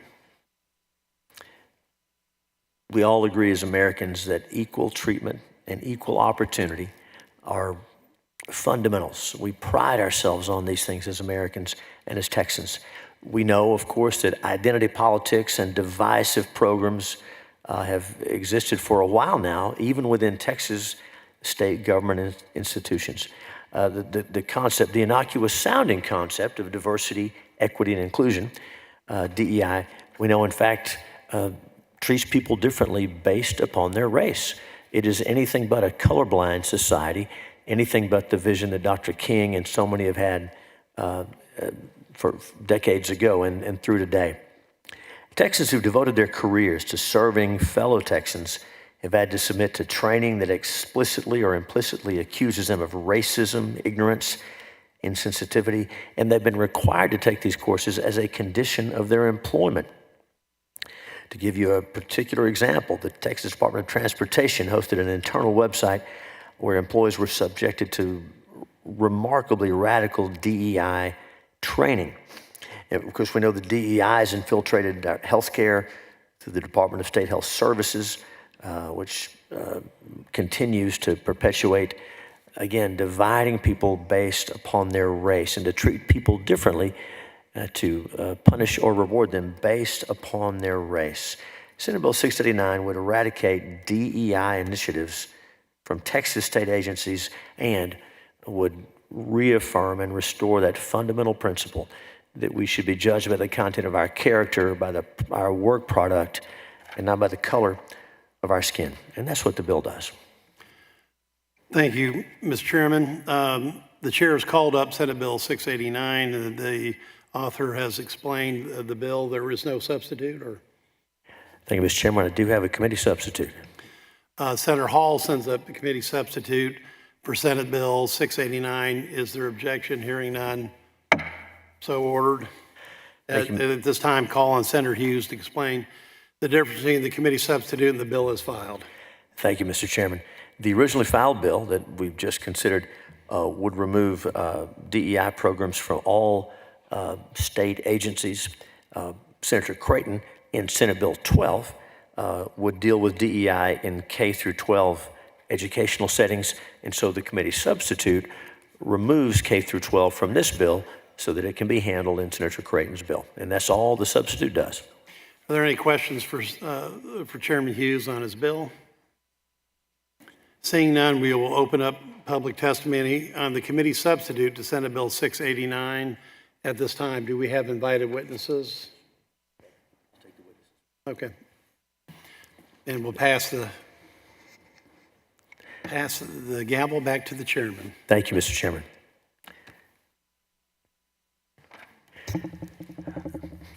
We'll open up invited testimony on Senate Bill 689, and the chair calls Dr. Tabia Lee.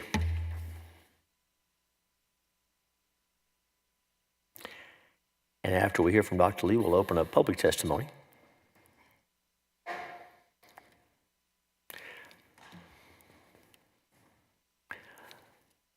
Dr. Lee, welcome. Get settled in there, and when you're ready, introduce yourself and give us your testimony. Thanks for coming. Thank you. Good afternoon. I'm Tabia Lee, and I delightfully extend greetings and appreciations to the committee leadership, Senator Hughes, and members for the opportunity to speak in support of this promising legislation on behalf of Do No Harm Action. As a lifelong educator, senior fellow for Do No Harm, and a co-founder of Free Black Thought, I am someone who has both witnessed and been directly impacted by toxic DEI policies that up until now have been allowed to dominate unchecked in the lives of civil servants, students, and teachers alike. This is why I deeply appreciate the committee acting to end DEI, moving to ensure that policies and practices that seek to normalize differential treatment and promote ideas and concepts that are born from and solely substantiated by the sociological imaginations of radical far-left professors and activists no longer receive state support. Critical social justice, the pervasive default ideology that drives diversity, equity, and inclusion efforts in our education and governmental systems, obsesses with racial and gender identities and power dynamics. Its proponents seek to subvert the foundations of the American marketplace, American values, the American family, American excellence, and indeed, American existence. It is an ideology that pushes the tenets of critical race theory, gender identity, and anti-Zionism in our federal and state governments, and throughout K through 12 and higher education systems nationwide. The toxic critical social justice ideology driving DEI in the Lone Star State continues the work outlined in the strike demands of California's radical liberated ethnic studies activists from the 1960s. The Manhattan Institute, Heritage Foundation, and other organizations have produced reports outlining the detrimental outcomes of DEI throughout the American system. Thank you for proposing this legislation to take the steps needed to ensure that public funds are not being used to normalize preferential treatment and discrimination. Because critical social justice ideologies have successfully infected nearly every governmental entity, a systemic approach is necessary to remove it from our government entities root to stem, with frequent checkups to ensure that the invasive weed does not return to choke out critical thinking, freedom, and agency of all subjected to it. Critical social justice ideology, DEI, promotes a core unquestionable belief in invisible systems of power and privilege based on identity, and its proponents seek to institutionalize differential treatment. The E in DEI stands for equity and requires adherence to profess and act on beliefs in constructs like implicit bias, microaggressions, white privilege, gender identity theory, neopronouns, and intersectionality in the pursuit of equality of outcomes. The committee should note that while historically educational leaders promoted evidence-based practices and theories, none of the aforementioned constructs are rooted in or worthy of empirically established veracity, reliability, or validity, and yet they remain the loudly proclaimed rallying points and pedagogical tools that are in use towards those who work towards critical social justice aims. When we see DEI policies enacted, intellectual diversity is hammered out, and progress pride flags, Black Lives Matter flags, Hamas flags, and other activist flags dominate learning environments with nary an American flag in sight. In these spaces, ideas like merit, equality of opportunity, colorblindness, institutional neutrality, and the reality and beauty of biological sex are stamped out of institutional planning, policy, and practice because they do not align with critical social justice ideology. Critical social justice degrades the quality of life throughout American society. This is why I strongly support this legislation as it attempts to abolish DEI in state agencies and establish enforcement to restore integrity to Texas state agencies. We owe it to our government workers, our citizens, and our students, our future generations who count on our public schools to restore dignity by ending DEI across this land, focusing on education instead of indoctrination, elevating merit, and cultivating American pride, aspirations, and values. I'm happy to elaborate or support the committee moving forward. Thank you for your testimony. Thank you for being here. You have come a long way to testify, and we thank you. Tell us just a little bit more about your background and the work you're doing now.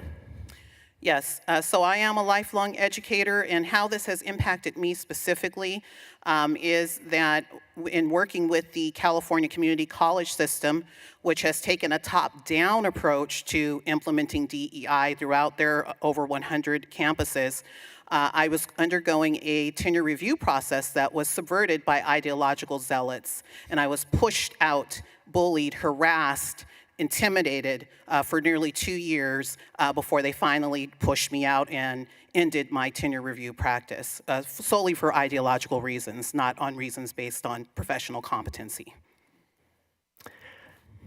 Thank you for sharing your testimony and using your skills and gifts to share this with us. Thank you. Senator Betancourt, you're recognized. Thank you, Mr. Chairman. Well, if you were pushed out of California, you're welcome in Texas.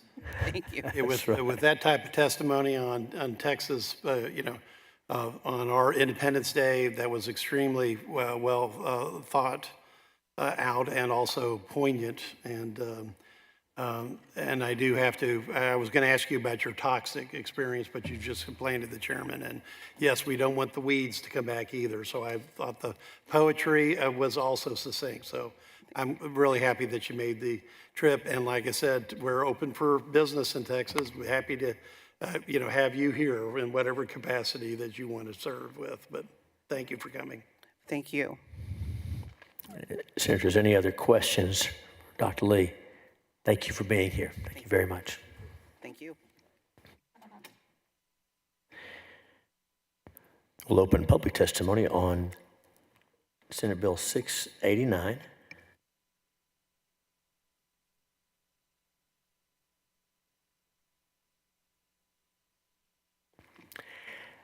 And the chair calls Lynn Hayday, Callie Butcher, Bryce Lakey Stanfield, Andrew Hendrickson,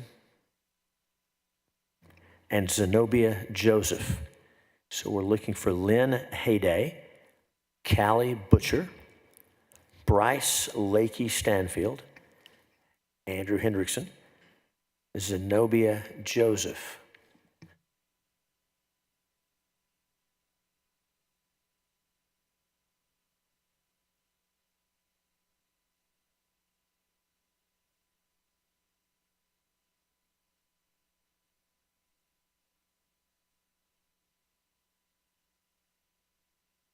Also looking for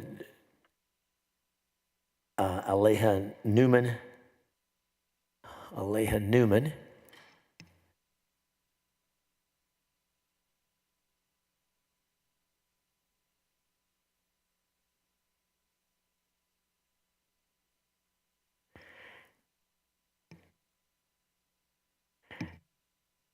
And the chair calls Peter Hunt. Peter Hunt, if Peter is here. Very well. So just have a seat right over there. And Mr. Anderson, you've done this before. Welcome back. Introduce yourself and give us your testimony. Hi, thank you, Chairman Hughes. Andrew Hendrickson, representing the ACLU of Texas, testifying in opposition to SB 689. I want to just focus on a couple of the aspects of this bill that would apply to the legislature specifically, as it is listed as one of the government entities. The bill has a lot of overly broad definitions, including conducting activities designed or implemented in reference to race, sex, color, ethnicity, gender identity, or sexual orientation. Activities being a very broad term, I think there's a very serious risk that this could actually impact the ability of members of this legislature to join into groups like the Hispanic Senate Hispanic Caucus, the Mexican American Legislative Caucus, the Legislative Black Caucus, which are very specifically designed to promote identity-based issues and educate their members. I also think every member of this committee is familiar with study bills. Sometimes we don't have a perfect solution. We know there's a problem. We appoint a commission or a work group to look at that issue and make recommendations.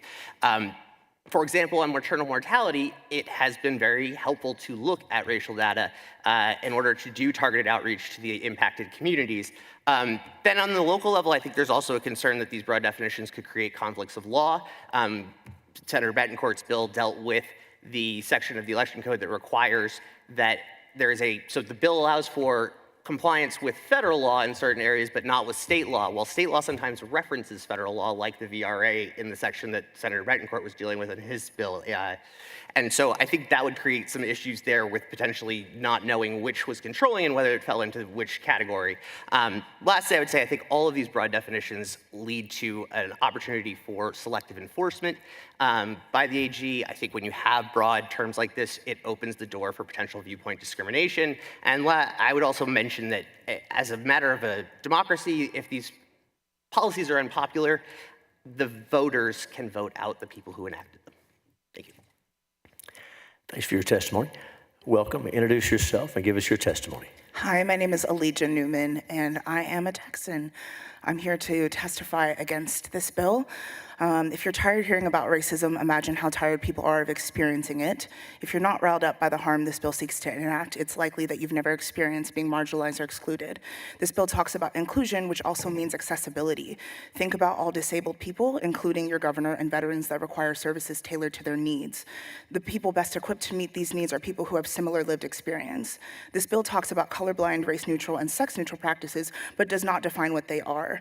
Vagueness leaves room for the exact opposite of neutral practices. It leaves rooms for subjectivity that can be very harmful. If anything, these initiatives create room for expansion. Imagine how grumpy, discriminatory, or possibly hateful you have to be so against inclusion. I don't have to inundate you with facts about how underrepresented people are who aren't white or male. Look around your table. Having these initiatives doesn't take away opportunities from anyone, it enhances them. Additionally, I live as a Black woman. We cannot deny that our sex and race affect our lived experience. People shame men for having feelings or getting emotional. People shame women for being pro-life. These opinions are not without non-neutral influence. Discrimination, prejudice, and isms all look different today. Some may not be telling me to sit in the back of the bus, but they may clutch their purse as I walk by them. They may be unaware or ignore the fact that I need a wheelchair ramp, even though I'm not in a wheelchair because stairs aggravate my chronic pain. I'm in no way trying to be rude, I'm being honest. This bill doesn't allow for the education of why these services are needed either. As an experienced and educated sociologist who should be respected for their degree, I can tell you that if those who want to put forth this bill are either uneducated about how discrimination is historically and currently systemic and power is structural, or they are fully aware and seek to perpetuate these systems by making this law. I'm not a radical leftist, I'm a human, I'm a Texan. I'm asking that you vote against this bill. I hope you have any questions because I ask you, why would you want to move this legislation forward after hearing public testimony against this bill, present, past, and future? Thank you. Thank you for your testimony. Welcome back. Introduce yourself, get close to that mic, and give us your testimony. Good afternoon, esteemed senators and chairman. My name is Bryce Lickey Stanfield. I am a local resident of Austin, Texas, the proud capital of this great state. I come before you today as a disabled veteran, a proud queer Texan, and a constituent represented by Senator Judith Zaffirini. I respectfully urge you to oppose Senate Bill 689, and I am in opposition to Senate Bill 689. As a disabled veteran, I have witnessed firsthand the importance of safeguards the rights and well-beings of all Texans, practically those who are already marginalized or vulnerable. This bill, as proposed, has the potential to exacerbate divisions within our state and harm various communities, including those of us who are queer, disabled, or belong to other historically underrepresented groups. The proposed legislation would create unnecessary barriers to inclusion and equal rights, and it does so without providing any tangible benefit to the broader Texan population. Instead, it risks undermining the fundamental values of liberty, equality, and justice that we hold dear as Texans. It is my belief that every Texan deserves respect, dignity, and the freedom to live their lives authentically and without fear of discrimination. Senate Bill 689, as it stands, is a step backwards from the progress we have worked so hard to achieve in this state. It threatens to isolate and alienate individuals rather than uniting as one diverse, vibrant Texan community. I ask that you consider the impact of the bill could have on our collective future and recognize the harm it could cause to countless Texans. I implore you to vote against Senate Bill 689 and ensure that our state remains a place of equality, inclusion, and opportunity for all. Thank you for your time and importance to this matter. Thank you for your testimony. Welcome. Introduce yourself and give us your testimony. Hello, my name is Lynn Hayday, and I'm here to oppose Senate Bill 689. I am sitting here today on the shoulders of giants: Susan B. Anthony, Marie Curie, Elizabeth Cady Stanton, Audre Lorde, and Miriam Ferguson, to name a few. Each of these women fought to earn their place in male-dominated fields and in a male-dominated world. They had to prove themselves not only as smart and capable as their male counterparts, but more intelligent and capable because of the lack of DEI measures, which push back on inherent biases that barred them from making advancements in their fields and in their rights. They were jailed for fighting for the right to vote and overcame barriers to make scientific breakthroughs that have touched every person in this room. Without these figures, there would be no women in this room. If you are a woman who thinks DEI does not include you, think for just a moment about how long men fought to keep our rights and liberties from us, and do not doubt that they will pull the rug given half the chance.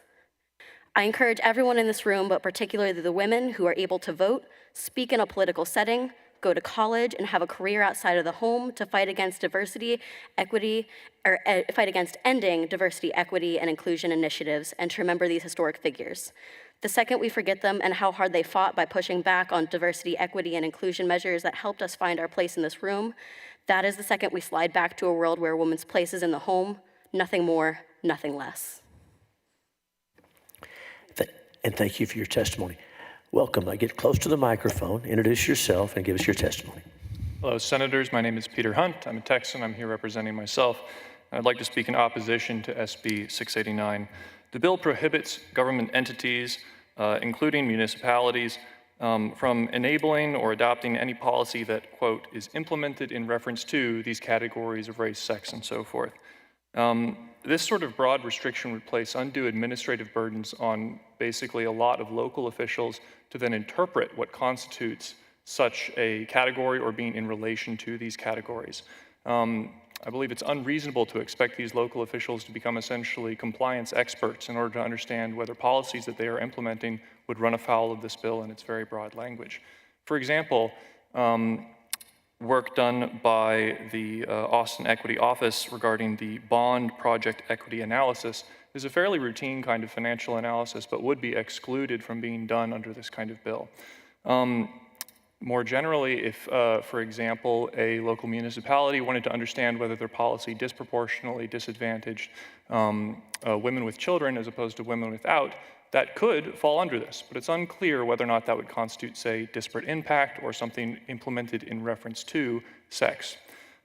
Because of these additional administrative burdens placed by that kind of language and these restrictions, I think it would have a profound chilling effect on the ability of local officials, government employees, at sort of all levels, both state and local, in order to do fairly routine kinds of data gathering, analysis, and understanding of how the work that they're doing impacts their constituents and local residents. For these reasons, and because I'm a Texan who believes in efficient, informed, and straightforward government work, I oppose SB 689 and would encourage you to do so as well. Thank you. And thank you for your testimony. Senators, any questions for any of our witnesses? Thank you each for being here. Thank you very much. You're excused.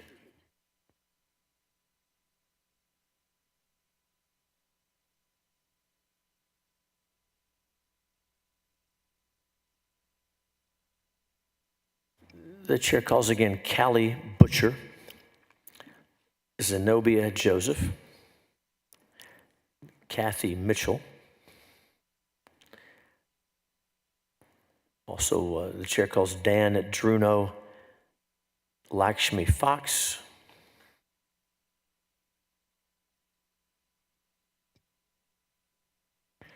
and Mary M. Elizabeth. So we're looking for Callie Butcher, Zenobia Joseph, George Brian Vakras, Kathy Mitchell, Dan Druno, Lakshmi Fox, Mary Elizabeth, Mary M. Elizabeth.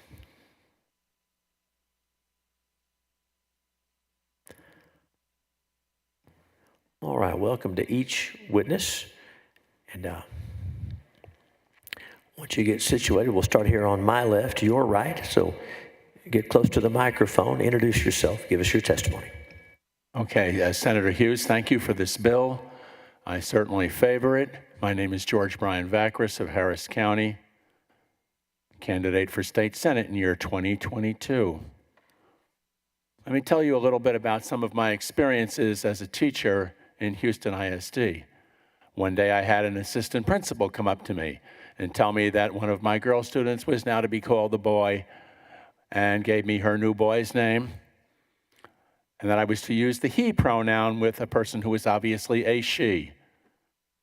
I was repelled by this, and I determined at that point that I would probably leave the school district as soon as I qualified for partial retirement, which I did, and that was the year when I filed to run for state senate. Second incident that I want to relate to you is during a teacher service day, when we're supposed to be learning how to better educate our students. We were subjected to a play given by the students who were themselves coached and subjected to giving us a play about the use of pronouns. An absolute waste of the students' time and our time. This stuff has to stop. I'm a licensed engineer. I was triple certified. I taught almost half a dozen courses at that school, and interested in teaching mathematics, engineering, physics, etc. It had nothing to do with what I was teaching, nothing whatever to do with helping the students learn their subject matter. It has to stop, and thank you for this bill, Senator. Thank you for your testimony. Welcome. Introduce yourself. Go ahead. Hi, thank you for the opportunity to speak. My name is Dan Druno. I'm a resident of Austin, and I'm in opposition to this bill. Get a little closer to the mic so we can hear you. Sure. Is this better? There you go. Got it. So my own background here, I have been in Austin for over 20 years. I have helped co-found and grow a business in here for the last 12 years. I have had numerous run-ins with DEI that have been uncomfortable, that has been inconvenient, but I would also label them as essential. I know DEI is sometimes expanded to cover a whole range of things that are decidedly inconvenient and honestly unfair in a lot of cases. But the fact is that its purpose is essential to address a number of inequities that exist in our system and society today. We kind of labor under this, I would say, lie that without DEI, if but for DEI, we would somehow be left with a meritocracy that perfectly rewards the fairness of people's honest efforts and doesn't leave anyone behind. The fact is, history has shown and continues to show that this is not true, that any systems we create that we call meritocracy just naturally favor specific individuals of like-minded views and ideals to the detriment of others. I think that's true in boardrooms across America, in companies across America, and I've even heard rumors that it's true within the Senate as well. I myself find this to be an essential service that we can provide to the people of this country, to assure that people that are typically marginalized and unheard have an opportunity to have their voices and opinions be seen in spaces where they're otherwise labeled as inconvenient. I think it is decidedly easy to find people whose faces we find annoying, whose voices we find that we don't want to hear, whose opinions we don't want to understand because it's painful, and ignore them and shut them out. And I think that's exactly what this bill aims to do. It is easy to shut them out. I ask you to do something hard and oppose this bill. Thanks for your testimony. Welcome. Introduce yourself. Give us your testimony. Welcome back. My name is Kathy Mitchell. Senator Hughes, I feel like I have known you for a very long time. We have. And you have supported legislation to collect data and use it to make sure government is impartial. And I want to talk about that a little bit. In the House, you voted to require law enforcement to track demographic information and outcomes at traffic stops. Data is good, and this data has proven to be particularly rich to management and communities.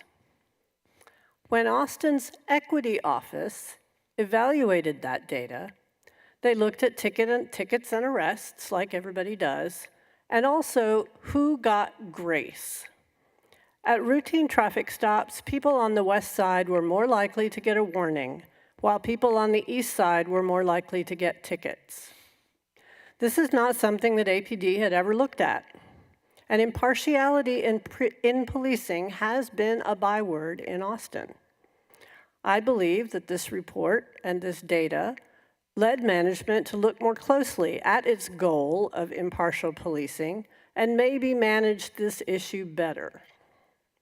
And that gets to why we have an Office of Equity and Inclusion. Change is hard. It happens slowly.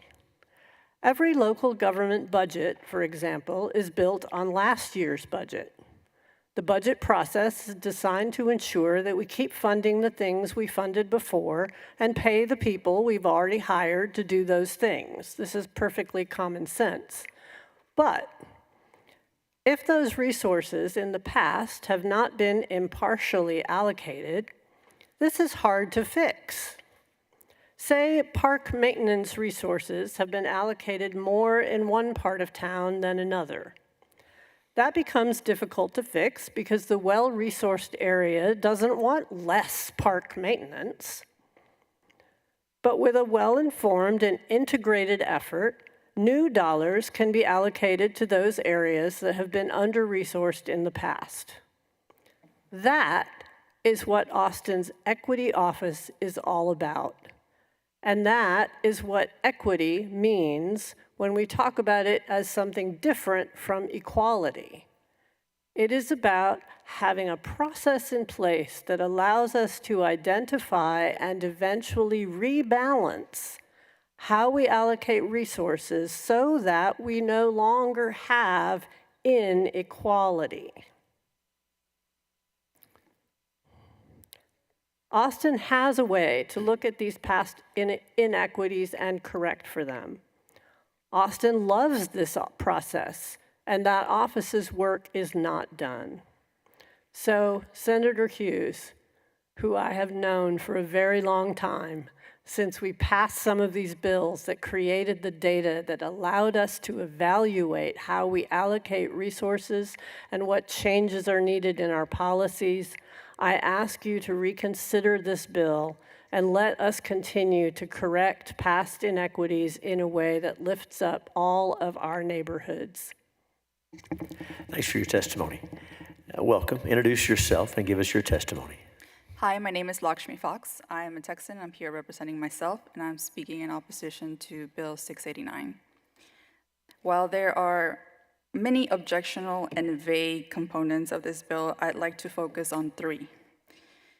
It says that a governmental entity cannot promote anti-racism, cannot promote social justice, and cannot promote disparate treatment. And I just want to sit here and look at you guys as I'm reading this and ask if you guys got the text correct and if that's what we really mean. Is that what we're proposing now? That the government is okay with racism? That we are not proponents of social justice? I thought the Pledge of Allegiance ended with "and justice for all." How is this just? I just want y'all to think about the repercussions for yourselves, for your children, your children's children, and the people in your communities that you will be impacting by passing this bill. Thank you. And thank you for your testimony. Make sure to get close to the microphone and introduce yourself. Give us your testimony. My name is Mary Elizabeth, first name Mary, last name Elizabeth, and I'm in opposition to Senate Bill 689. I want to see that the Equity Office in Austin and in other Texas cities continue to do their work. This office ensures that resources are distributed in a manner that is fair to everyone, to spur economic growth. The economic disparities that affect our citizens must be addressed. Currently, the Equity Office is conducting quality of life studies across the city. Several that are vital to citizens' well-being include a study of women and girls, a study of families with young children, and a study of seniors. If the Equity Office is closed, it can't complete these studies. I, as a senior and as a woman, want them to complete these studies, and I want to hear what their recommendations are. Another example of what the Equity Office does, as Kathy mentioned, involves the city parks. The study found several weaknesses in the way the city parks are managed. The Parks Department did not capture resident satisfaction with programs and services. It didn't find out if the people the parks were for were serving them as they wanted. That seems like an odd way to base data. And it also didn't get the demographic data on park users, so it doesn't know what services are provided or what it does, and it doesn't know who to, that's confusing. In my experience as an Austin resident, I've noticed parks across the city that they're not getting equal attention in maintenance, amenities, programs. The Equity Office has been working to change that, and I want this to continue. Thank you. Thank you for your testimony. Senators, any questions for any of our witnesses? Well, thank you each for being here. Thank you. You're excused.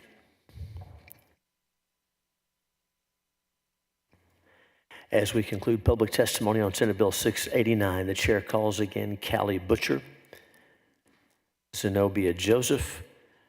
Chair calls Robert Green. And those are the only witnesses we have. Oh, there we go. All right. Oh, here you are. All right.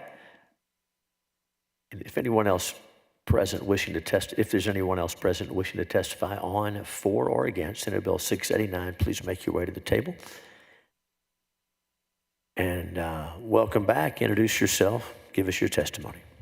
Thank you. My name is Robert L. Green, most commonly known as Bob, but okay.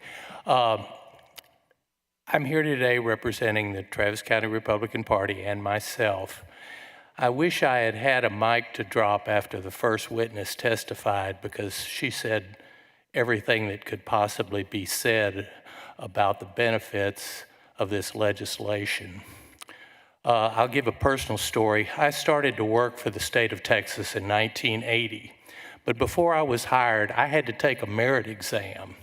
My background is chemistry and physics, and I made the highest grade on their exam, and so I was hired.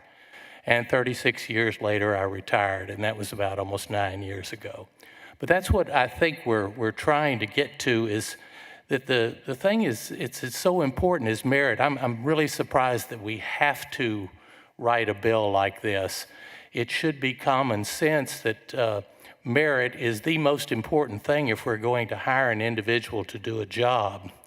If you were interviewing for a surgeon at your hospital, you certainly wouldn't want somebody who graduated in the bottom 10% of their med class. And you certainly wouldn't want them operating on you. So that's what we're looking at. It doesn't make your organization better if you happen to have groups that check certain boxes, whether they be sex, racial. It's just common sense that you want the best person, regardless of those things, to do it. The bottom line is, if you want to cease all kinds of discrimination, whether it be sexual, whether it be racial, whatever it might be, stop doing it. It's just that simple. Don't do it anymore, and it will cease. We need to be on a merit-based system, and we're seeing that from I think I've finished. So thank you very much for the opportunity to speak. Thanks for your testimony. And welcome back. Introduce yourself for the record and go ahead. Thank you, Mr. Chair. Members, I'm Zenobia Joseph. You started the layout with Dr. King, so my comments are in the context of Title VI of the Civil Rights Act of 1964, which prohibits discrimination based on race, color, and national origin. I just want to tell you specifically, I appreciate that Senator Creighton will deal with the education issues. Culturally relevant pedagogy is still something that should be carved out. But I do want to give you the transportation example before you. If you look at the maps, even if you don't know where the buses go in the city of Austin, you'll see on the left side that it's infrequent, unreliable, disconnected service. If you look on the right side, you'll see a network of buses that's Southwest and Central Austin. However, you will recognize the picture says equity, and there's a black man there. In other words, black people wait 60 minutes for the bus on the new routes, 10 times longer than white people in Southwest and Central Austin. However, the campaign, the propaganda that gets pushed is equity. So I want you to recognize that our equity officer never said anything about the inequitable bus routes. These offices were formed to support the light rail system, where the city of Austin is trying to get half of $5 billion for the light rail system. It starts in Hyde Park, which was developed exclusively for white people, 1889 to 1924, by Colonel Monroe Shipe. I want you to recognize the need to eliminate these offices that are simply a roadblock for the equities that we deserve. When you leave the Civil Rights Office open, then citizens in the city of Austin can't go to Texas Workforce Commission because they're supposed to be there doing that same work, but they are not. And the Anti-Displacement Office was created as well after the light rail. Voters approved the light rail system, $7.1 billion on November 3rd, 2020, and it was the Republican senators who listened to me and killed the downtown tunnel bill on state land because it's a discriminatory system and you would have jeopardized your federal funding as well. So these are reasons to eliminate it, and if you have any questions, I'll gladly answer them at this time. And thank you for your testimony. Senators, any questions for Ms. Joseph, Mr. Green? Thank you for being here. Thank you both for taking the time. Thank you.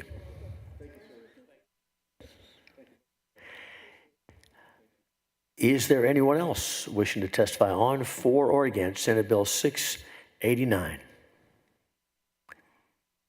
Seeing and hearing none, public testimony is closed. The bill is left pending at this time.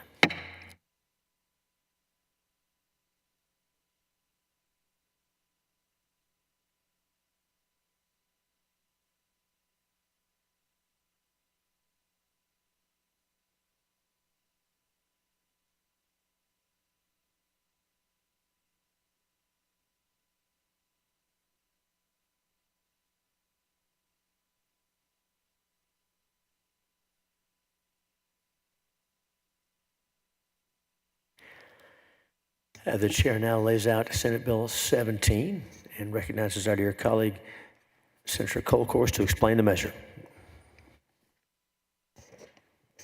Thank you, Mr. Chairman, members.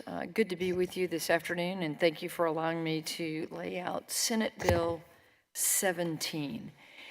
As a way of just a little background, Senate Bill 17 builds upon Senate Bill 147 of the 88th regular session, which passed the Senate in 2023 with a bipartisan vote of 19-12. Senate Bill 147 actually built upon a bill, Senator Parker, that then Representative Parker passed in the 87th session, which was Senate Bill 2116. That passed unanimously in 2021, and that Senate Bill 2116 in the 87th protected critical infrastructure against contracts or doing business with certain countries, specifically China, Iran, North Korea, and Russia, because of national security issues. Members, you will remember last session, Senate Bill 147, as originally filed, was a bill that talked about citizenship, and there was a lot of input, and I really appreciated the input. And we made several changes as that bill worked through the legislature.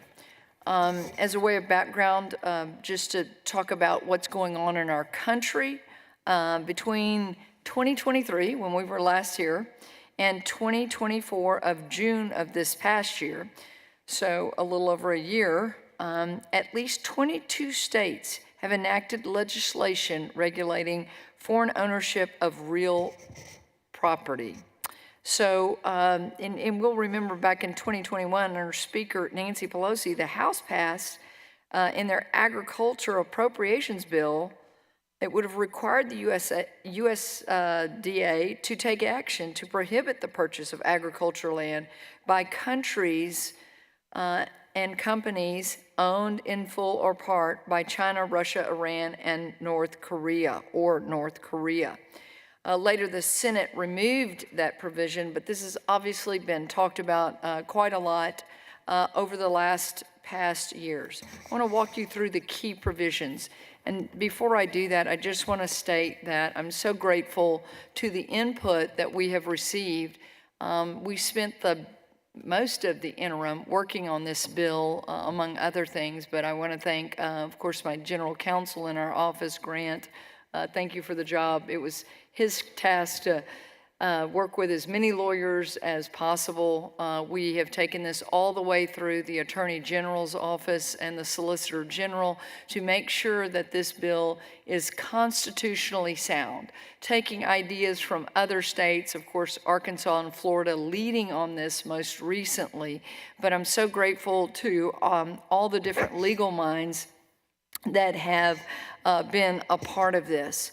So the key provisions of this bill: the bill prohibits the purchase of private property in Texas by government entities, companies, and individuals that are domiciled in a country designated as a national security threat by the Director of National Intelligence in the 3 most recent annual threat assessments.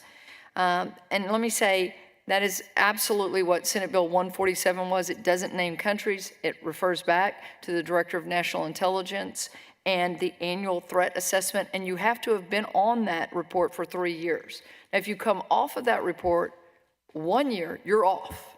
So it has a tie back to what our state or our nation is seeing as threats. The bill refers to individuals domiciled in a country rather than referring to citizens as it did in SB 147. So I would say that that is one of the most improved part of this bill, is that it leaves citizenship out of it, and it is about being domiciled. Domiciled in common law looks to the connection of the person to the hostile regime. Other key provisions include the bill only bans private property ownership. It does not prohibit foreign business investments in Texas, and that's another important thing. It explicitly provides the ability to have a lease. That's on page 4, lines 15 through 17. The bill makes clear that the prohibitions do not apply to United States citizens and lawful permanent residents, including those that have dual citizenships. The bill states that prohibited real estate holdings will not include a resident homestead owned by individuals, so as to address any concerns of those who have fled nations with authoritarian regimes to live the American dream, to come here to seek asylum and to seek a home in Texas. The bill clarifies the definition of real estate as agricultural land, an improvement located on agricultural land, commercial property, industrial property, residential property, a mine or quarry, a mineral in place, or standing timber. This makes clear that the bill ensures food, energy, and national security are protected. The bill spells out the enforcement mechanism for removing prohibited entity ownerships of real estate title. The Attorney General is given the authority to investigate the potential violations if they have reasonable suspicion or receive a tip, and then bring a divestment proceeding before a court of law. Lots of protections there. Once a judge finds the entity in violation, they order the real estate into receivership under existing receivership procedures under the Chapter 64 Civil Practice and Civil Remedies Code. I think one of the great definitions in this bill is if you have gone through all of that and it has been sold, the money actually goes back to the purchaser. We're not seizing this land, which is very common in other countries. We do not believe in any kind of rule like that, and so that has been specifically vetted, again, all the way through the Attorney General's office. This bill specifies that control of an entity means an individual or an organization meeting the test to determine they have actual control of the entity's operations. That's on pages 3, line 29 through 27, and page 4, lines 1 through 3. This was to clarify a little bit better, more than the 51% that we had in Senate Bill 147. So at this point, I do not have a committee substitute, but we are still taking input. We've been working very closely with Governor Abbott's office. I want to thank them for their input and some of the best legal minds that we've had the pleasure of working with in making sure that, again, a very constitutionally sound bill that is fair. It protects asylum seekers. It protects legal permanent residents. It protects dual citizens. This bill is much different than Senate Bill 147 as filed 2 years ago. And so, members, I have tons of information I could spew forth, but all of you were in this hearing 2 years ago and had great input as we were able to land that in a pretty good place. But this bill is better than 147 in many ways. Thank you, Senator Colcourse. Members, any questions of the author? Senator Paxton. Thank you, Senator Colcourse, for bringing this bill and for all the thoughtfulness that's gone into it over the last 2 years. And one of the things I always appreciate about you is that you really do listen to input, and you consider it and you weigh it, and I've seen you many times include input. I've seen you exclude input because you weigh it out, and I appreciate your discernment on it.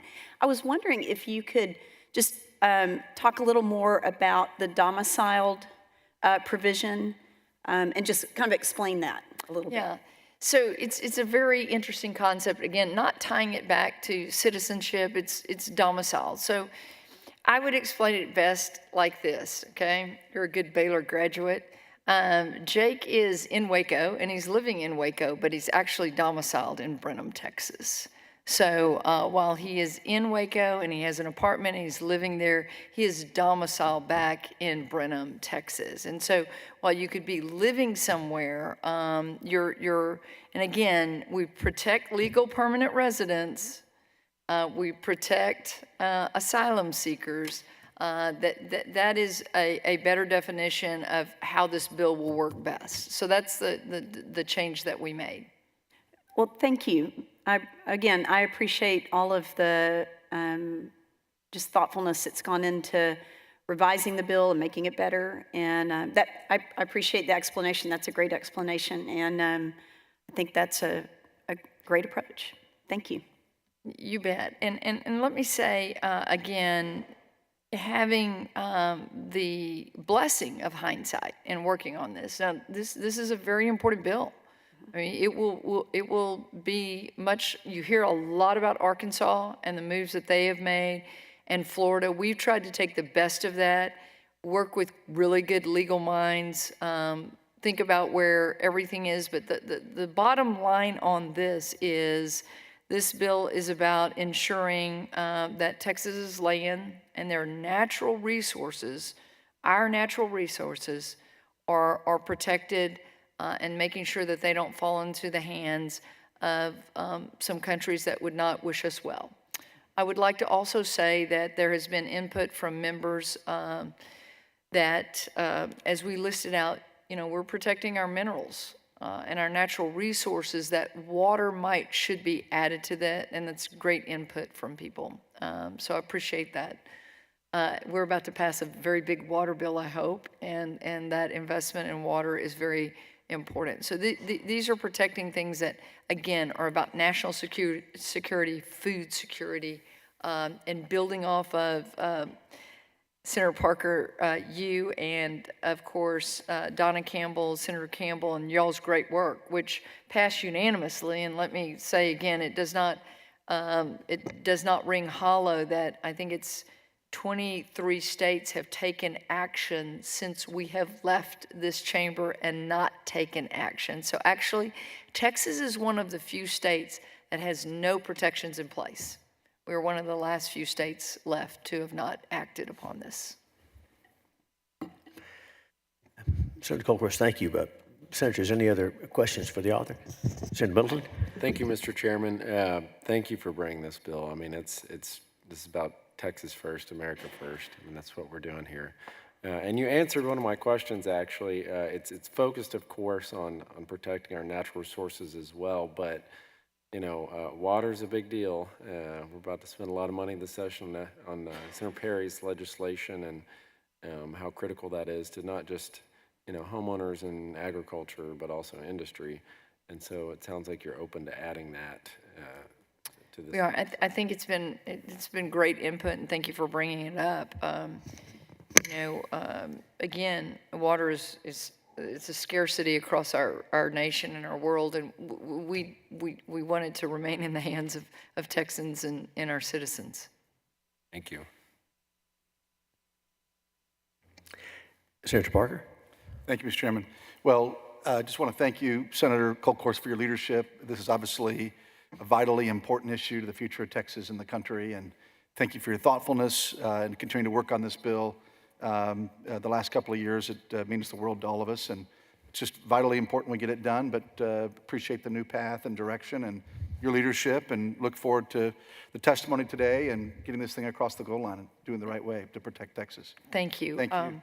And Mr. Chairman and members, I am chairing the Article 2 work group right now, and as the chairman of it, it can't start. And so they're waiting on some final decisions that we're trying to make on Health and Human Services. I have 2 great staffers, maybe even 3 in the room that'll be taking notes with the testimony. And of course, in today's electronic world, we're able to pull the testimony and be able to watch it. So please, to all who have come to testify both for and against it, know that we're taking notes, and it's just that my presence needs to be in that room to chair that particular work group. Of course, Senator, and I'm glad the witnesses heard that, and we'll remind the witnesses as we go with that.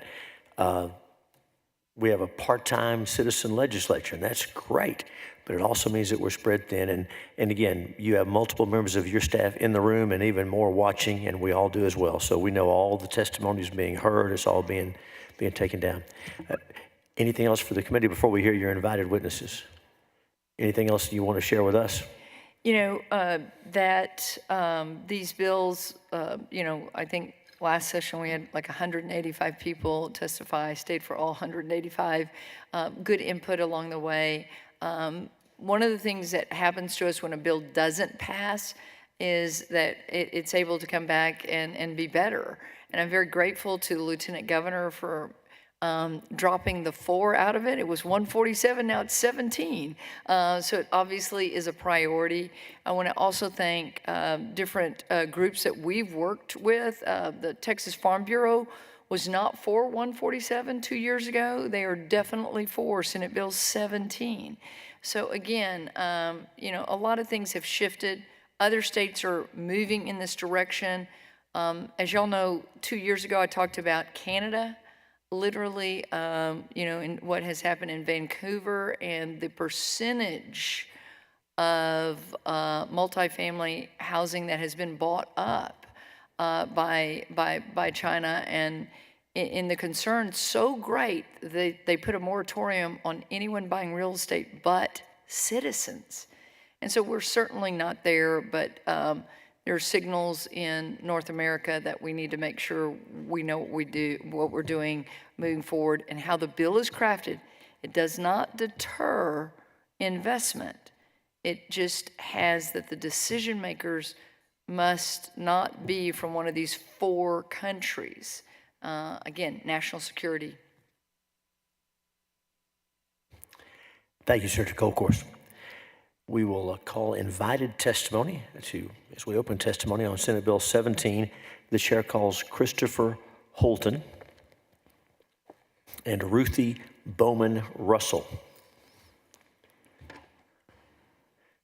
The chair calls Christopher Holton and Ruthie Bowman Russell.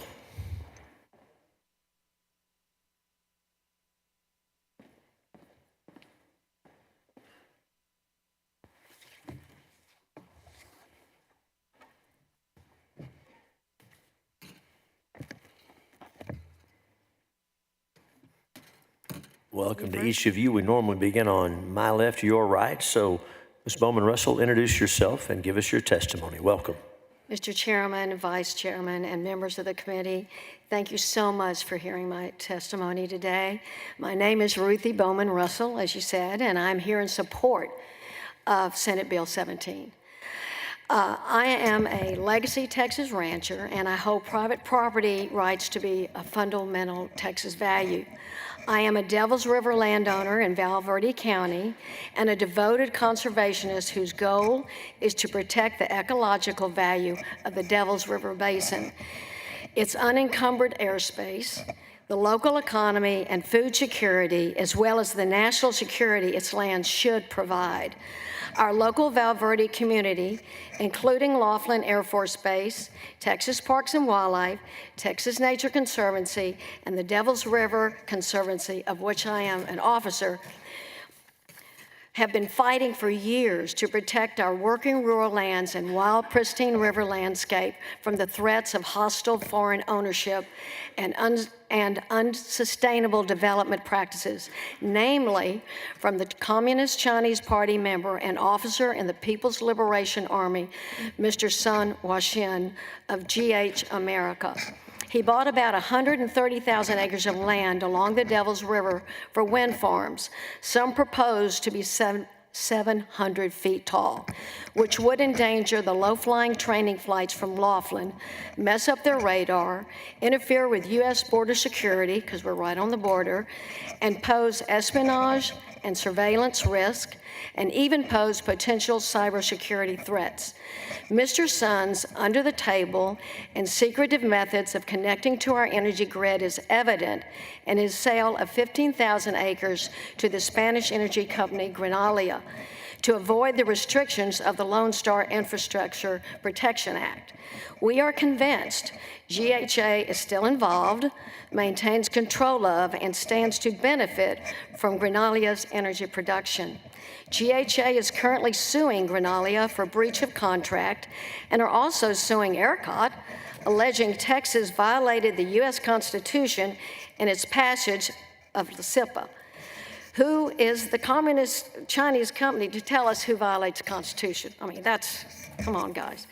Strangely, the breach of contract suit was filed in New York State, not in Texas, as would be proper. Texas, once renowned for its wide open spaces, loses 650 acres daily, and Val Verde County has become the focal point, especially concerning foreign land ownership. Mr. Sun took advantage of low rural prices, limited regulated oversight, and the ridiculous billions of dollars of subsidies that created an artificial market for renewables. We are fearful of the threats of the Communist Chinese pose, especially since Chinese national intelligence law mandates that all Chinese companies must assist the Chinese government in gathering intelligence.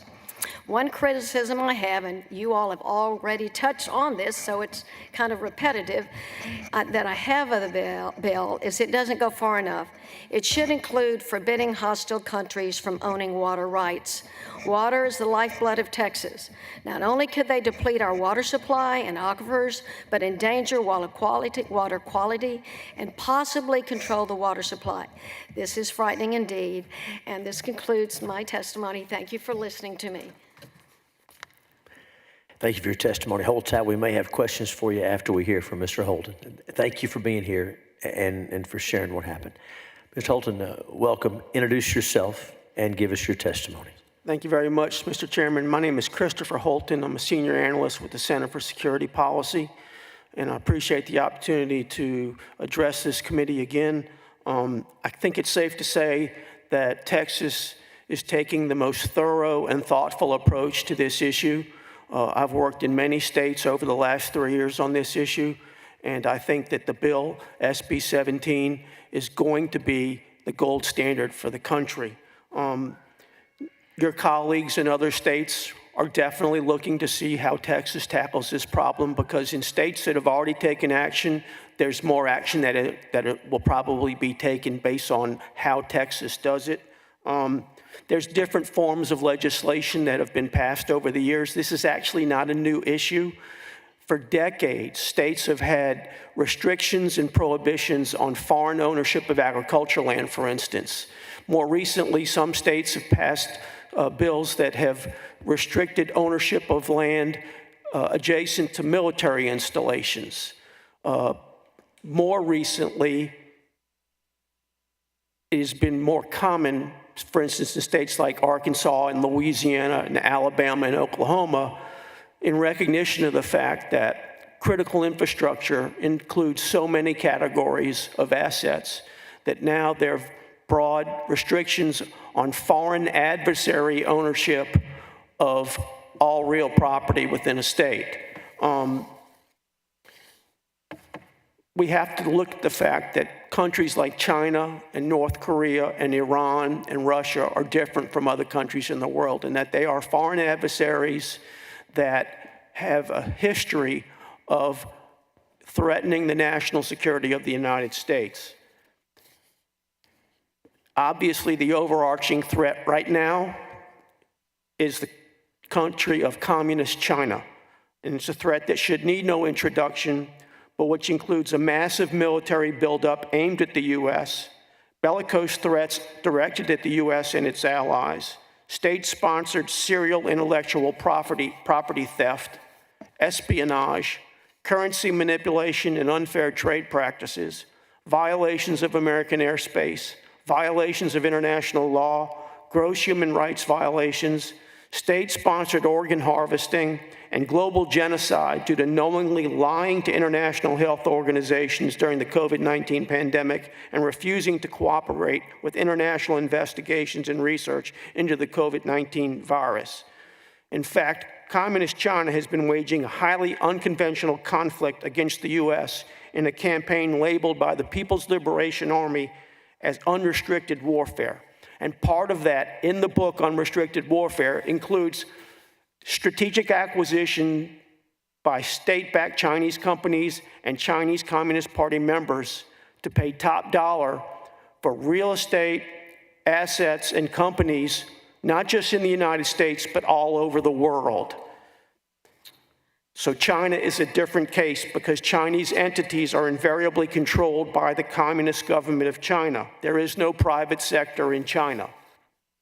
And it's not coincidental that the Chinese regime in recent years has reverted to becoming a much more Maoist regime in its philosophy and policies, even to the point of declaring a Maoist renaissance. Mao Zedong, in case anyone was unaware, was the biggest mass murderer of the 20th century, responsible for more deaths than Hitler, Stalin, and Pol Pot combined. Now, it's because of China's position as a rogue nation that it is important that they not control any of our food security, have access to conduct surveillance and reconnaissance of military installations, or be in areas contiguous to critical infrastructure. I appreciate the committee for the opportunity to address you all today, and I'm available for questions if you like. Thank you for your testimony. Senator Parker, the panel is yours. Thank you, Mr. Chairman. Well, it's wonderful to have both of you here, so thank you very, very much. I'm going to start with Ruthie. Thank you for your excellent testimony, and of course, you know, I'm uniquely familiar with what you described, and I want to thank all of our friends with the Devils River Conservancy for really sounding the alarm as to what was originally going down there, and of course, Senator Campbell and I worked to pass the Lone Star Infrastructure Protection Act back in 21. And we just really recognized what was really taking place here, really opened our eyes in Texas, I think for the first time, just to the magnitude of the problem. So I want to thank you for being ever vigilant. And that really is really the burden on us in a free society to always be vigilant, to make certain that we protect state of Texas and protect our nation. So thank you for all you're doing and for your testimony. My friend, I want to thank you as well. Thank you for all you do, Christopher. You're such a great leader on all these national security issues and framing what this is all about. At the end of the day, this is about national security for the United States, period, end of story, and of course, the great state of Texas. And so, you know, you've been a thought leader for a long time on this issue. Thank you for your testimony. You know, you talked about the communist Chinese regime in particular. I think it's important for the citizens of Texas to realize what was said just yesterday in an official capacity from the Chinese government, that they are ready for any kind of war with the United States, be it trade war or otherwise. That was a very concerning statement. We need to wake up. We need to be alert. We need to be eyes wide open. We need to pass good legislation here that protects Texas. And of course, at the same time, is respectful to our Asian communities that are here, those that are here lawfully and those that are here legally, so they have the opportunity to enjoy the blessings of liberty and all of our freedoms. But it's so important that we take action, and I want to just tell you how much I appreciate your testimony and both of you being here today. So thank you very, very much. Appreciate you. Thank you. I pray it passes. Yes, ma'am. Thank you, Senator Parker. Members, any other questions for these witnesses? Thank you very much. Thank you both for being here.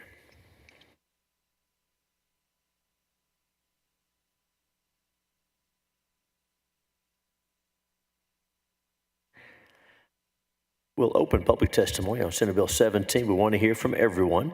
And so our public testimony witnesses get 2 minutes each. That's how the committee works this. And so we'll try to stick with that. We're going to listen to everyone. And when we extend that time too much, it means people have to wait a whole lot longer. And so we'll begin calling the witnesses who have registered. And when we call your name, just come down and take one of these seats, anyone you'd like.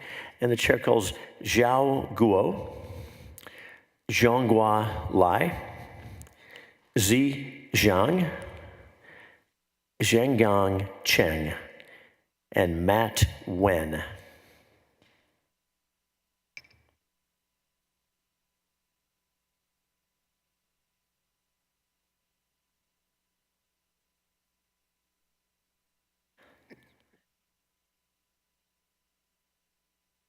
All right, welcome to each of you.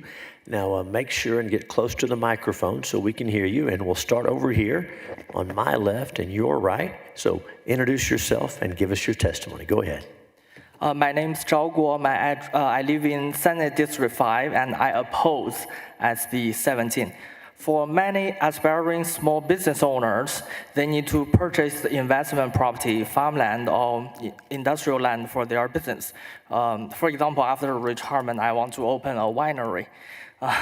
The bill bans small business of 4 countries from purchasing land in Texas. Main Street business is backbone of the economy.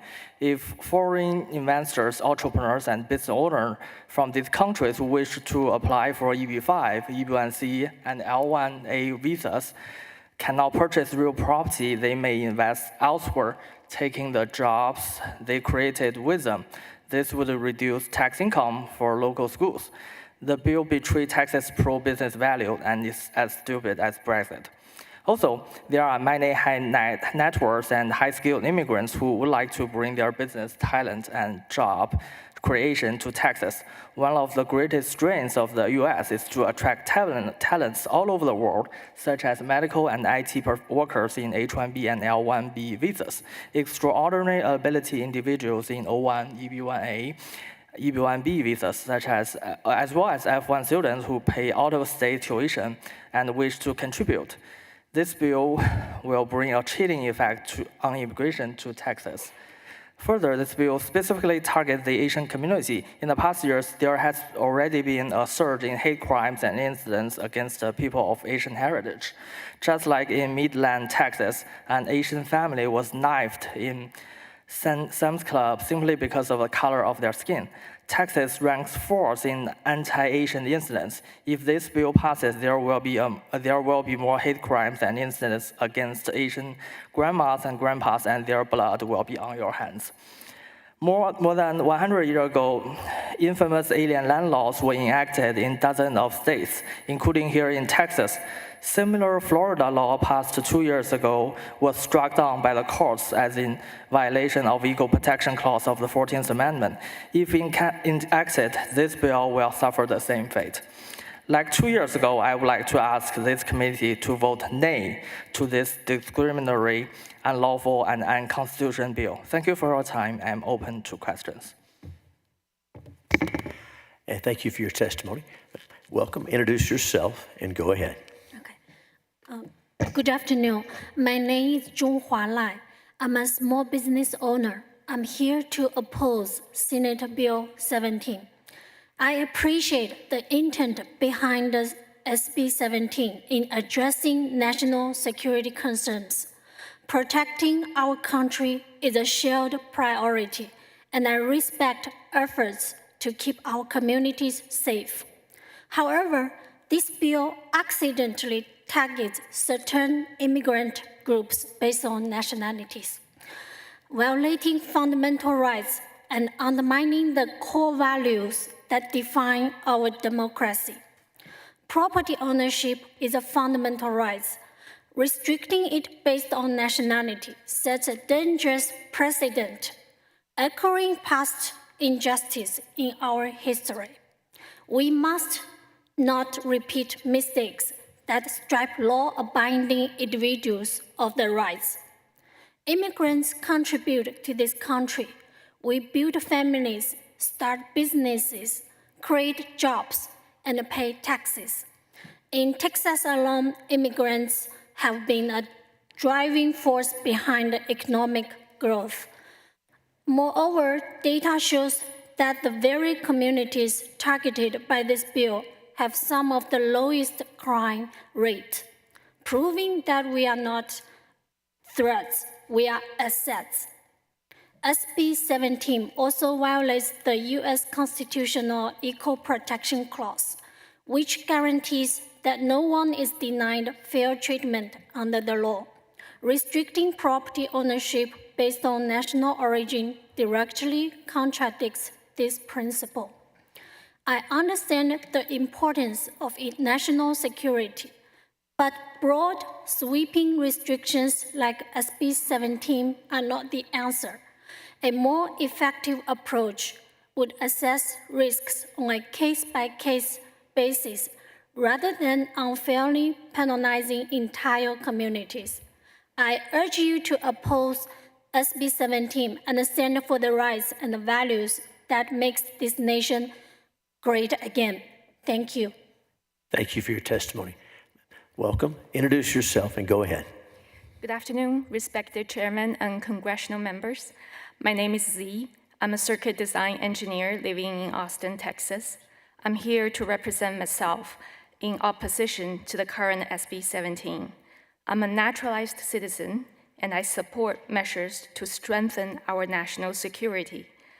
My opposition is based on unintended consequences of the bill. Back in 2011, I just graduated with my PhD and landed my first job. I signed the contract for a condo. The twist comes that on the last day before closing, my loan was still not approved. In the underwriter's eyes, I was an international student that had no record of significant income in the US. My families helped me with down payment, and the loan was eventually approved. That was the beginning of my American dream. The second twist comes after the closing. We learned that the sellers were just as nervous as we were, if not more.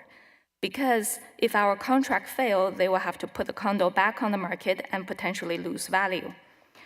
I know SB 17 exempt residential properties. However, if this bill is passed, the average sellers probably will not learn the details, except having a simple impression that Texas, following suit to the other states, had a land law targeting certain foreigners, such as the Chinese. It might be enough for some sellers to say, why take the risk of signing a contract with these Chinese-looking people? If the contract fails, if we get in trouble, we risk at least putting our property back on the market. Let's choose other buyers instead, to be safe. In this sense, this bill could have the unintended consequence of negatively affecting every one of us, by making home sellers lose value. Worst-case scenario would be unintendedly fanning the fire of xenophobic nationalism, which couldn't be further from the bill's intention, patriotism. I hope the bill could be revised to achieve the goal of strengthening our national security without stripping people of their rights, without due process, simply based on their country of origin. Thank you for your time. And thank you for your testimony. Welcome. Introduce yourself and go ahead. Yeah. Thank you, Chairman, for the opportunity to express my opposition to SB 17. My name is Zhengan Chen from Flormont in DFW area.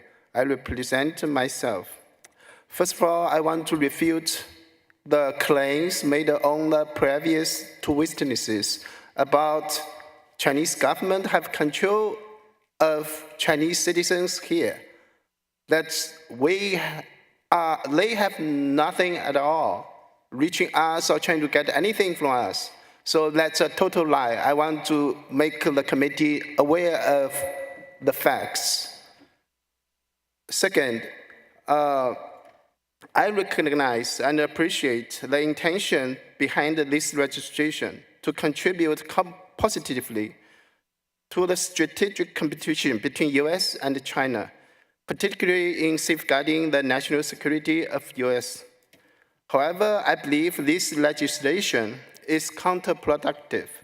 While China actively welcomes global talents, this bill actually alienates the Chinese community that are proud to call Texas our home. By attempting to strip us of our equal rights in housing, investment, education, immigration, and employment, you perpetuate a narrative that casts every Chinese individual as potential adversary. This approach undermines our collective ability to attract the talents necessary for America's future success. As a responsible leaders, your role shall be to unite our Texans, fostering an environment that encourages collaboration across diverse communities. This involves attracting talents, investments, and creating jobs. Unfortunately, this bill, like SB 17, will do the opposite. They drive away the very talents and investments Texas need to succeed. For example, a close friend of mine who manages a substantial manufacturing operation in China for car parts, he was considering purchasing land and establish new factory here in Dallas. However, due to the prevailing hostility toward the Chinese community, I have to advise him against such proposal because of the safety for his investment and the possibility for future confiscation. Thank you so much. So I oppose this bill. Thank you. Thank you for your testimony. Welcome. Get close to that microphone and introduce yourself and go ahead. My name is Matt Wen. I oppose this bill. Thank you, committee, for having me on here. A little bit about myself. So 7 years ago, I left China. I came to Texas A&M, spent 2 years out there, earned my master's degree. Then I like America, so I was very lucky to have a job. Now I work as a banker in DFW. And I was very lucky. I mean, they are willing to sponsor my work visa. So currently I'm on the work visa for 5 years, and I'm in the pool to get my green card. But we're looking at a 10-year waiting period. I think all my hair will be all gone before getting my green card. But then, yes, so in the coming 10 years, I think we are looking at a discrimination for me if this bill passes. So I know Senator Kohlhaas talked about domicile, but I think from my understanding, the word domicile is still legally blurry. If you look at H-1B work visa, you can argue that, well, person like me could be not considered as a domiciled American. While if you ask me, I mean, I spent more days in Turkey last year than spending in China. I actually didn't come back to China at all last year. So with that being said, I don't see how this bill is considered to be equal if an H-1B work visa, a Chinese person like me cannot own a house in the DFW area while a counterpart, say, Japanese H-1B work visa can. So I think that's the discrimination out there. And what Senator Kohlhaas mentioned, the Canadian case was definitely not a good example, also because what was going on in Canada, it was that they said no to all foreigners, no matter where they came from. So that's a very different case from what the connotation of this bill. And also something that I really don't like about the bill is that it mentioned I think in section, 5.524, where it says, it mentioned dangerous disease and poisonous substances. I believe that unfairly labels the immigrants with this risk of public health. I think if we really care about public health, we probably should put something else like immigrants should wash their hands before purchasing land, something like that. So I'm open to any questions. if anyone here is not familiar with the suffering the potential threat this bill is imposing on H-1B work visas, a lot of people and other temporary work visas holders. Thank you. And thank you. Senators, any questions for any of our witnesses? Thank you each for being here. Thank you very much. Thank you.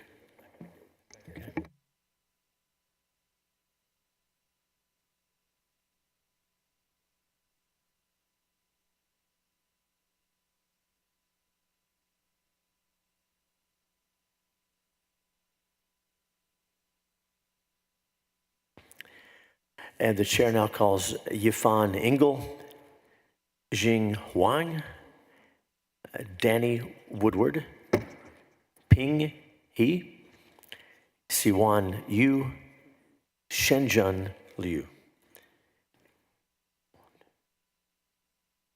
Looking for Yifan Engel, Jing Huang, Danny Woodward, Ping He, Siwan Yu. And I'm so sorry. If we don't have enough seats, we'll have you on the next panel. I apologize. I'm not very good at counting. I'm sorry. I meant to count 5. We'll have you in just a moment. All right. Welcome to each of you. So let me say, if you're on the end, especially get close to the microphone so we can hear you. Introduce yourself and go ahead. Welcome. Thank you, Mr. Chairman. Good afternoon, members, Mr. Parker. And it's very great to meet everyone here in this beautiful day at state capitol in the great state of Texas. My name is Siwan Yu. I represent myself and individual to testify against SB 17. In this bill, certain individuals are prohibited from purchase of or acquisition of titles of real properties. By definition, since I'm a legal visa holder living in the United States who was born in China, I belong to this group of individuals that will be targeted even though I have been proudly calling Texas home for the past decade. My Texas story started a little over 10 years ago. In 2014, I accepted a job offer in San Antonio, Texas with a local firm, and it started my 4 years of living here. Until this day, I still remember the Alamo. In 2018, I moved to the young and vibrant capital city of Texas, and shortly after, I received the recognition from the Texas State Board of Public Accountancy and became a proud Texas CPA. Over the years, I'm constantly reminded that I'm living in a state that is friendly, that respects and protects personal freedom for all who can call Texas home. That is why, upon reading this bill, I'm deeply concerned that my rights will be affected because of a tyrannical regime thousands of miles away that I do not want to have anything to do with. I am deeply worried that I, alongside everyone here who was born in those areas of the world, will be subject to profiling and be treated as threats. I recognize and appreciate in the analysis of the bill stated that it is not against those fleeing the tyranny of those governments or countries who seek freedom in Texas. However, as the bill stands, this very group of individuals will be affected under the current language. I would like to appeal to all the lawmakers who gather here during this legislative session to please consider to further limiting the scope of this bill by removing or even reconsidering the language that would affect individual freedom. Thank you so much for your time, and please let me know if you have questions. Thank you for your testimony. Thank you for being here. Welcome. Introduce yourself and give us your testimony. Thank you. My name is Danny Woodward, and I'm a policy attorney with the Texas Civil Rights Project. I appreciate the opportunity to speak to you all today. I'm here to register our opposition to SB 17. We've heard a lot of important testimony, and I think we're going to hear more about the negative impacts that this has on our community. But I want to address some of the legal issues here with this bill today. First, I was happy to hear Senator Kolkhorst address and comment a little bit about domicile. I'm not going to talk too much about that, but I have submitted written comments that do get into that and some issues with the definition of domicile a little bit earlier. What I do want to talk about is the constitutional issues with SB 17. The first is that The law violates the Equal Protection Clause of the 14th Amendment because it discriminates based on national origin. Earlier today in this very committee, we talked a little bit about why that's an important thing in this country. And Chief Justice Roberts has reiterated this in the Students for Fair Admission case, where he said that the government must treat people as individuals rather than classify them based on race or national origin. SB 17 is unconstitutional because it says certain people from certain countries cannot buy land because and only because they are from that country, while people from other countries can buy land. We may hear arguments that this bill does not discriminate based on national origin because it does not name the countries, and because the identities of the country may be subject to change based on the ATA. That argument is a misunderstanding of the 14th Amendment.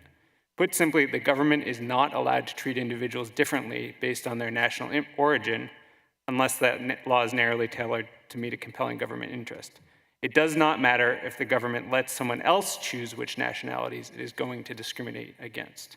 Discrimination is discrimination, and it is unconstitutional. I have more to say about also why the law is unconstitutional due to preemption, but I'm running out of time, so I urge you to look at my written testimony and think carefully about that. Thank you. Thank you for your testimony. Welcome, introduce yourself and go ahead. Hi, good afternoon, Chairman and Mr. Parker. So my name is Shenjun Liu. I'm the real estate agent in Texas. So I'm here to represent myself to oppose the Senator Bill 17. I just want to highlight like 2 points that I have. The first thing is in 2022, Chinese buyers are the 3rd largest foreign buyer groups in Texas. Real estate is the major driver of Texas economy. I mean, blocking an entire buyer group of people from buying certain property will definitely lead to some uncertainties in the housing market. The second point is just, my personal experience. One of my clients, he's a Tesla vendor who is the key suppliers of Tesla. So I believe if the bill passed, he will, he could lose the ability to expand his operation, his business, and, lost some potential job opportunity in Texas. So, of course, I already seen the fears and uncertainty the bill have caused among my clients before, like 2 years ago. Some of them, despite their the legal residence in the United States or even the US citizen, they still worry about, they will be targeted or denied the ownership of their, no matter the investment property or the permanent resident property because of their ethnic background. That's my testimony. Thank you. And thank you for your testimony. Welcome. Introduce yourself and go ahead. Hi, my name is Ping Hui. So, Honorable Chairman and members, Mr. Park. So I'm glad to see you here. It's still look unchanged like 2 years ago. When I sit here, I feel history reappears. So 2 years ago, we did the same thing. So that the bill Senate Bill 17.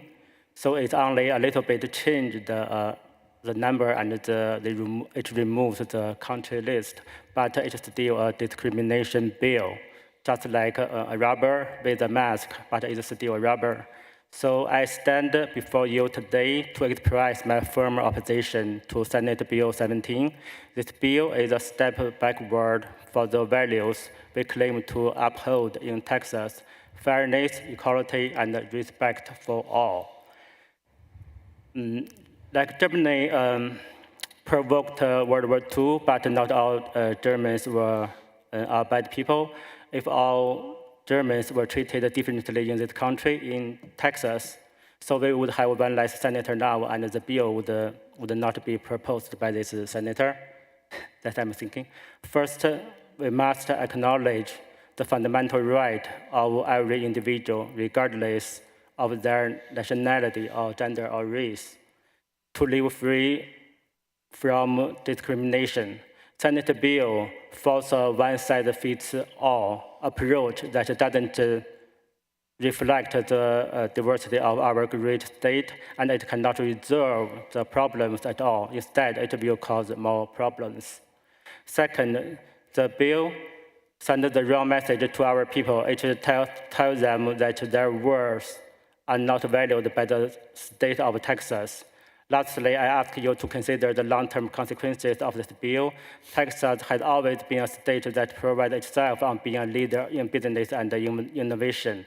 Discriminatory policies like this proposed in Senate Bill 17 could deter business from relocating here or expanding in our state, damaging our economy and our reputation as a state of opportunity. In conclusion, Senate bill is not just an attack on certain countries' people's rights. It's an attack. So I oppose this Senate bill. Thanks for your work. And thank you for your testimony. Welcome. Introduce yourself, get close to the microphone, and go ahead. Good afternoon, Chairman and the member of the committee. My name is Yvonne Engel. I'm a U.S. citizen, a real estate broker, and a small business owner in Austin, Texas. I'm here today to strongly oppose Senate Bill 17. I came to this country alone as a teenager, worked hard to build my life here, and achieved my dream of owning a home and starting my business. Today, I help families, both Texans and immigrants like me, find homes and invest in their futures. But Senate Bill 17 fills me with deep concern. This bill targets people solely based on where they were born, treating law-abiding immigrants, homeowners, and business owners with suspicion. It sends a message that no matter how much we contribute, we'll always be seen as outsiders.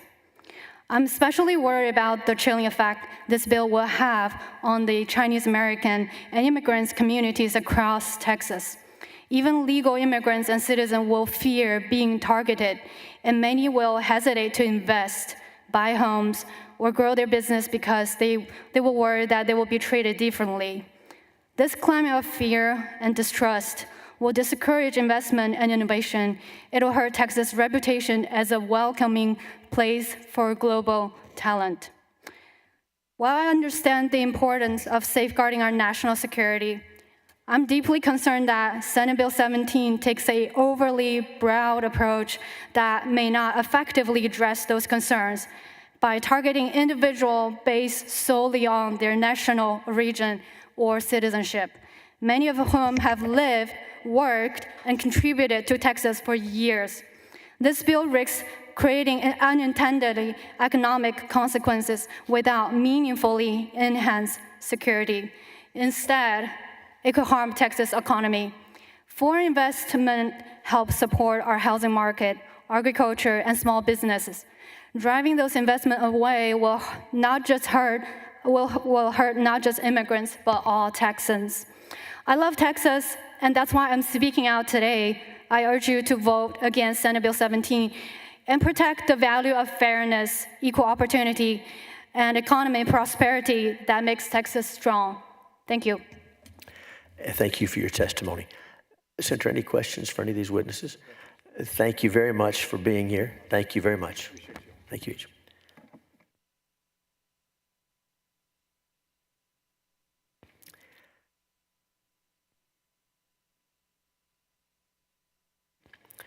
The chair calls Jing Wang, Alice Yi, Daping Chen, C.J. Zhao, Deborah Chen.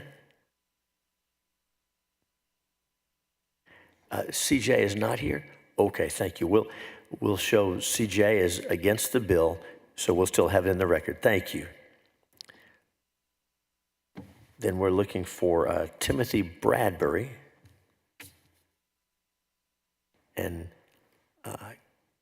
Kaidi Zhu.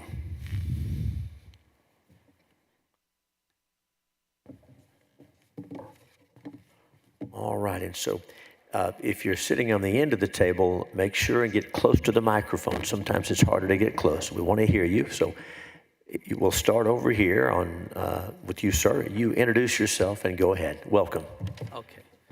Honorable Chair and members of the committee, okay, my name is Da Ping Chen. Okay, I'm come here today to express my strong opposition to Senate Bill 17. I moved to Texas last year, okay, with my 2 kids. Mr. Chen, get closer. Okay.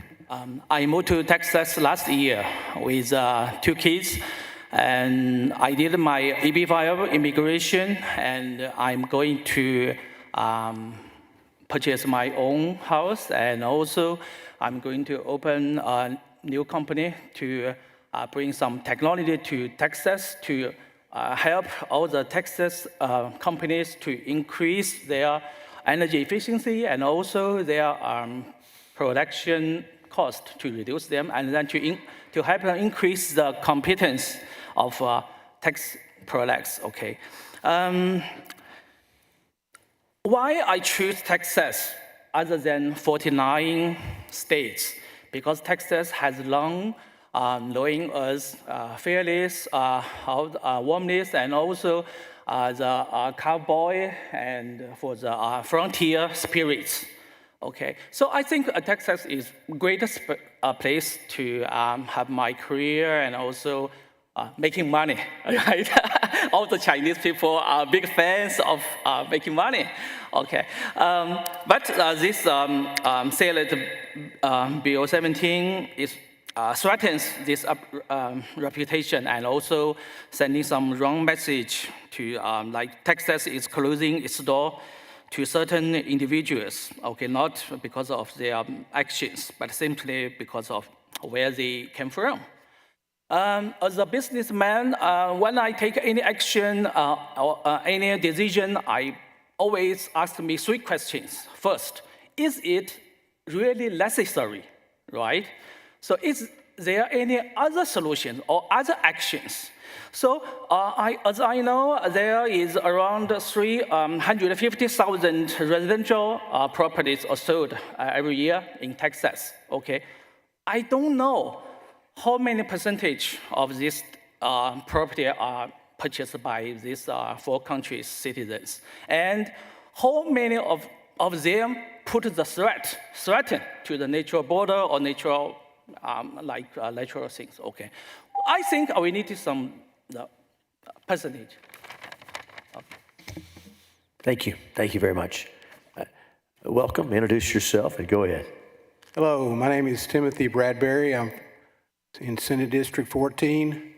I have some comments that I originally prepared for the governor, or actually sent to the governor, trying to get him to a special session, last session on SB 15. I'm for SB 15.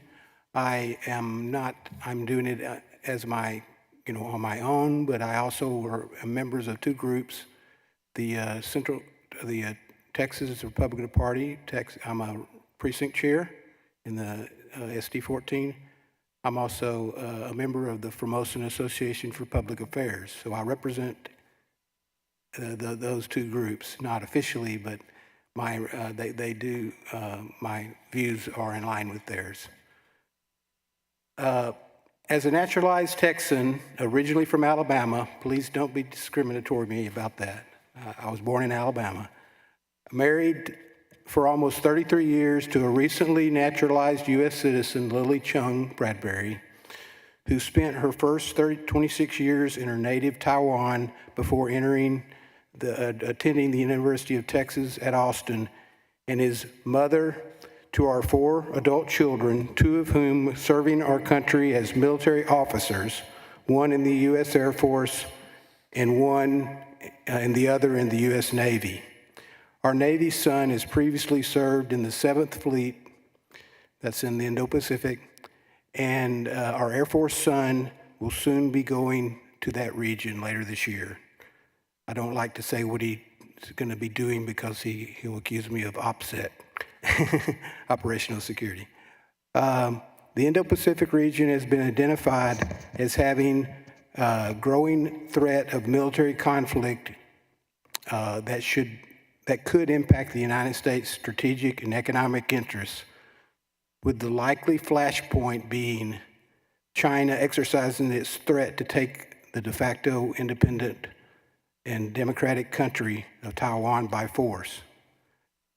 I provide all this background to say that I'm very familiar with Taiwan issues, the Taiwanese community, and with the security concerns of dealing with countries like China that, for nefarious reasons, might directly or indirectly through, well, sorry, I guess that was a short 2 minutes.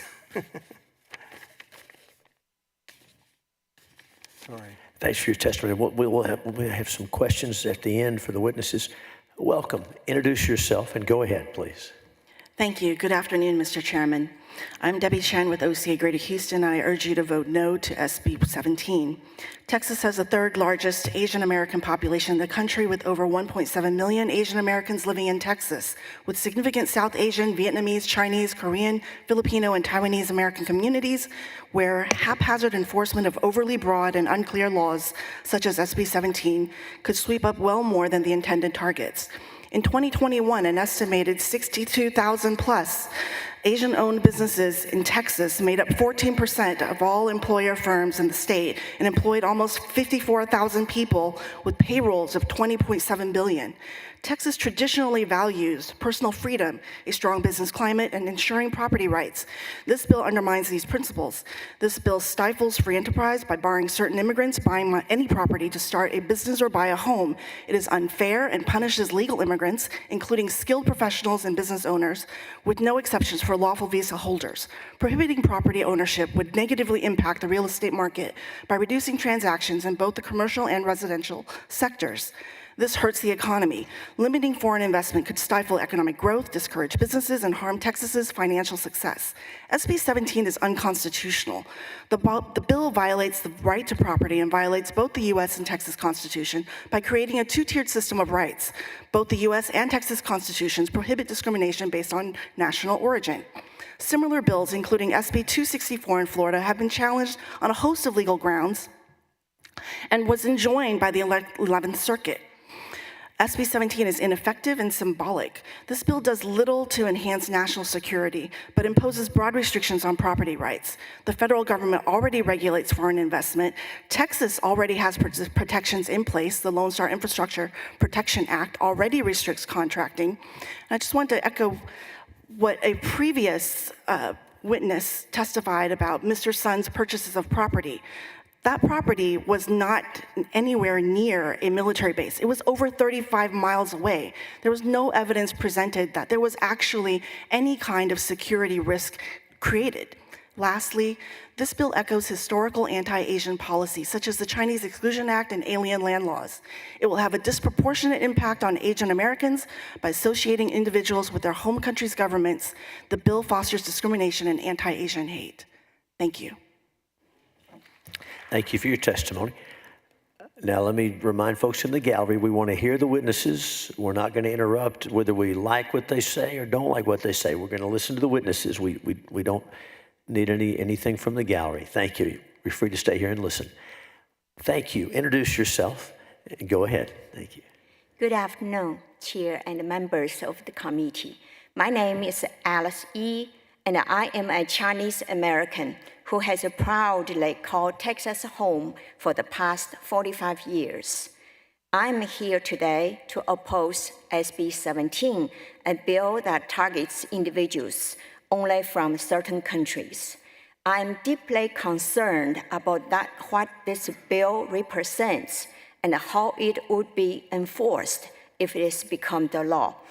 The bill has phrases like, quote, risk to the health, safety, and welfare of the public, unquote, and causes or threatens to the cause of bodily injury to a person, including introduction to a dangerous disease or dangerous substance into the area, to whoever will profile us as Asian, Chinese.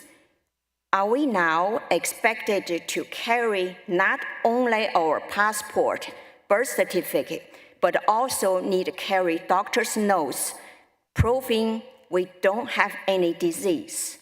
Should the Department of Public Safety certify that we have never been involved with a car accident, because that might be cause bodily injury.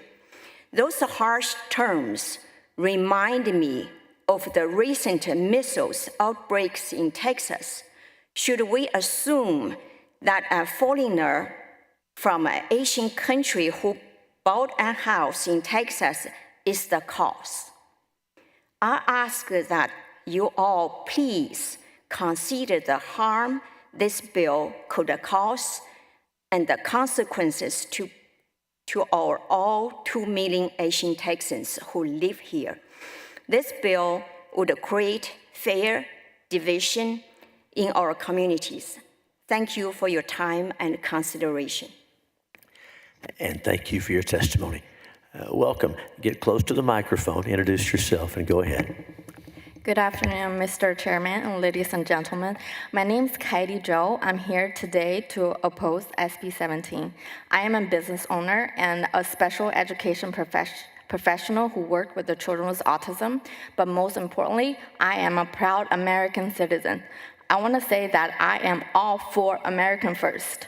So I run an educational consulting company in Texas and also operate one of the largest online special ed platform in China, where we connect U.S. experts with business with autism family in China. We benefit not only the Chinese autism family, but also American professional and small business. So SB 17 will hurt my business and my work because it will discourage my collaboration both from China and my US partners and damage my professional relationship and my business because the broad language in this bill suggests that the Chinese and Chinese American cannot be trusted. Citizen and a resident like me will suffer the chilling effect from this bill. So as an American, I fully support Texas land security, but not at the expense of Chinese American citizens. So there must be a better way, I think, to separate the real threat versus everyday people who are just living their lives. There must be a better way to distinguish individual versus government. So I urge you to consider the chilling effect of this bill will have and reject SB 17. Thank you for listening. Yes, ma'am. Thank you for your testimony. We are listening. We're listening. Mr. Chen, you were telling us there are 3 things that you do to address a problem. You were on the first one and you ran out of time. Would you like to finish that thought? Okay, yeah. And get close to the microphone so we can hear you. So the first thing is you need more data to support this Senate Bill 17. And the second question is, what is the cost we need to pay? So if this 17 passed, then when you're enforcing it, we are required extra people to do all the check, verify, and also regulate the things. So it will cost you a lot of money, okay? So, and also the third thing is, what is the future? Just think this is a scenario, okay? I am a foreign investor, and also I am considering to expand my production factory in the US. And then I will go to visit multiple states. Okay, I will choose one. So if I know there is a bill, it's Senator's Bill 17, and then I was thinking, okay, whether Texas will pose a more restriction to the foreigner in the future, who is the next one?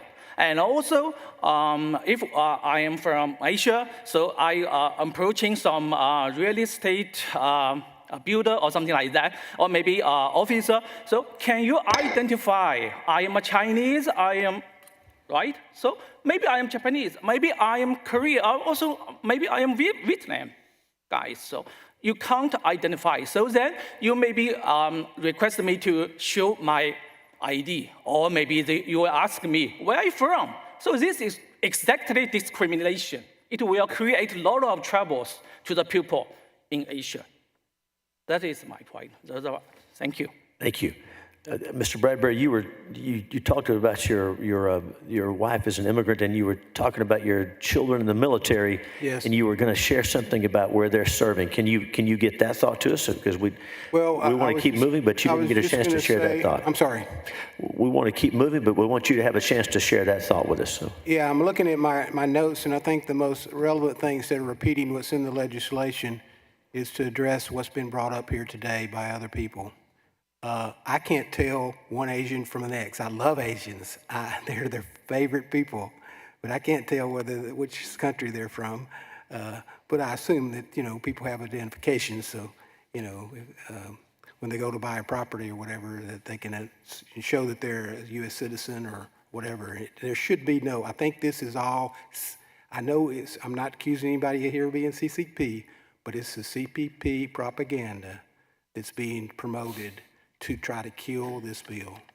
So I wanted to say SB 17 is greatly improved from the original language of SB 147 by providing proper protection of the property rights for naturalized and permanent residents who escaped or otherwise immigrated from a designated country to live here in Texas where there's freedom and democracy and their original country lacked those things.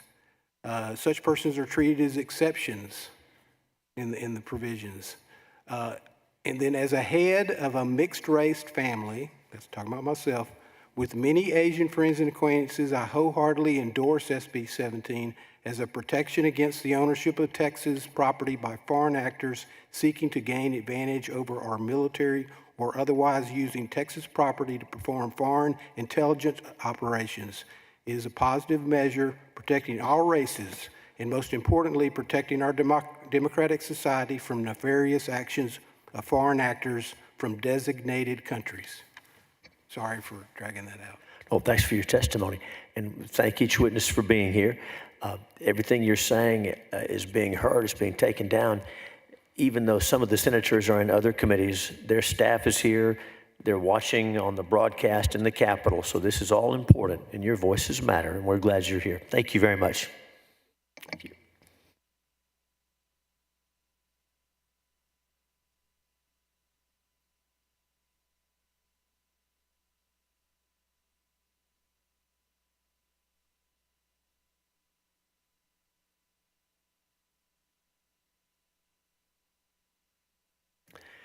The chair calls Xiaoyu Wu, Andrew Hendrickson, Hugh Lee, Stella Liu, Wei Li. So we're looking for Xiaoyu Wu, Andrew Hendrickson, Hugh Lee, Stella Liu, and Wei Li. And let's also see if Jason Yuan, is Jason Yuan here wishing to testify? All right, very well. We'll start over here and make sure and get close to the microphone and introduce yourself and give us your testimony. Welcome. Good afternoon, Mr. Chairman and members of the committee. This is Dr. Xiaoyu Wu. I'm here to testify in opposition to SB 17. I strongly oppose this bill because it creates a discriminatory barrier for legal immigrants like myself who are trying to build a better life in Texas. I have lived in Texas for more than 12 years. I followed the immigration process step by step, and after a decade of patience, I became a permanent resident of this country. While on student and work visas, I became a father to 2 wonderful boys. We started in a small apartment, upgraded to a modest house, and eventually saved enough to move into a larger home for the 2 boys to mess with. But if SB 17 had been passed earlier, I wonder if I would have been allowed to provide that better home for my children. When the seller saw my Chinese name on the offer, what would they have thought? Probably, I'm not a legal expert or lawyer. Who knows if this Chinese guy is domiciled in Texas or not?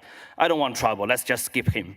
This is the discrimination and the fear that SB 17 would institutionalize. It is unfair to hardworking immigrants who contribute to this state every day.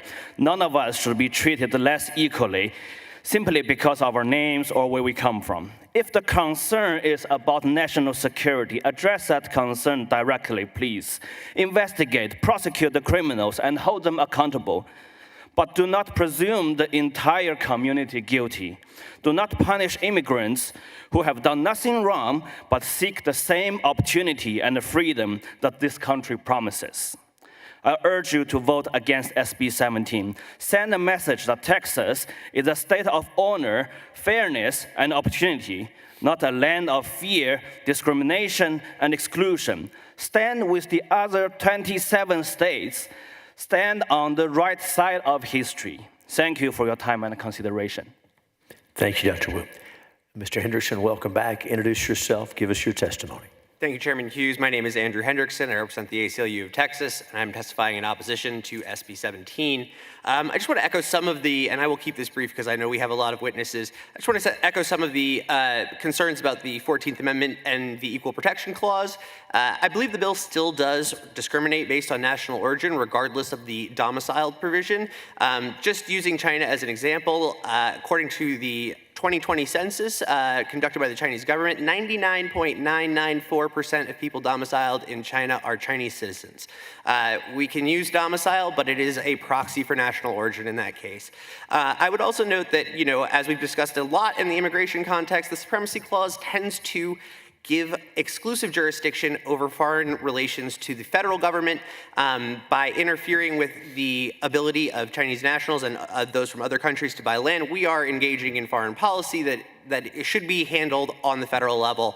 And then lastly, I just want to talk about the practical impact on sellers. The law is going to encourage racial discrimination because built into the fact that you may be investigated by the AG related to this sale, you're going to slow down closings. You're going to slow down the ability for people to transact business. You're going to increase transactional costs for sellers. It is going to encourage them to discriminate against anyone who they believe might get them involved in litigation under the AG and favor perhaps even a lower bid from someone who seems like a more desirable buyer because they know the transaction will be cleaner, closed faster, and won't result in litigation. All of those things put together are going to make this bill encourage, in a practical sense, racial discrimination by sellers and under the guise of law because this scheme will encourage them to go with a quote-unquote less complicated U.S. buyer. Thanks for your testimony. Welcome. Introduce yourself and give us your testimony. Good afternoon, Chair and the committee members. Get a little bit closer so we can hear you. All right. My name is Stella Liu. I'm a real estate agent here in Austin, Texas.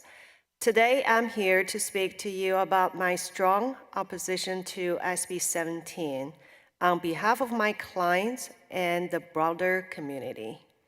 As a real estate professional, I have witnessed how our city has become a beacon for diverse buyers, including many of them from Asian and international backgrounds. This influx has enriched our community, fostering cultural diversity and driving economic growth.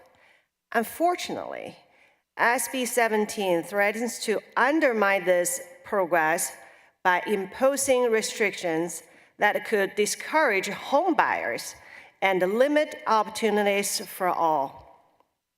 This bill unfairly impacts the communities, particularly Asian real estate buyers who are seeking equal access to housing. In the past decades, Asian Americans' growth here in Austin is 96%. And 20% are Chinese. So effective representation in real estate means ensuring that all individuals, regardless of their background, have the opportunity to buy a home. SB 17 creates barriers that not only affect these buyers, but also reduce the diversity of our community. So in conclusion, I really respectfully ask you to reconsider SB 17. Let's continue to build a community where fairness, opportunity, and inclusivity thrive. Thank you for your time. And thank you for your testimony. Welcome. Introduce yourself and go ahead. Chairman Hughes, members of the committee, thank you very much for your service. My name is Wei Li. I am a college professor from College Station, Texas. Today, as a private citizen, I testify against this bill. 19 years ago, I came to the US to pursue doctoral studies. 13 years ago, actually on this very day, I came to Texas for the first time. I had my best barbecue ever, and I have become a proud Texan since then. For more than 17 years in the US, I was an alien. I know it sounds like cool, like I have a flying saucer in my backyard. As a proud Texan, I stand strong and I never complain about things. Texas treated me, this alien, very, very well. I pay the same taxes as other Texans. I obey the same law. I drink the same Shiner. I enjoy the same Bluebell. I cook the same brisket, moist. Life is good. Texas treated me, this alien, really, really well, with respect and dignity.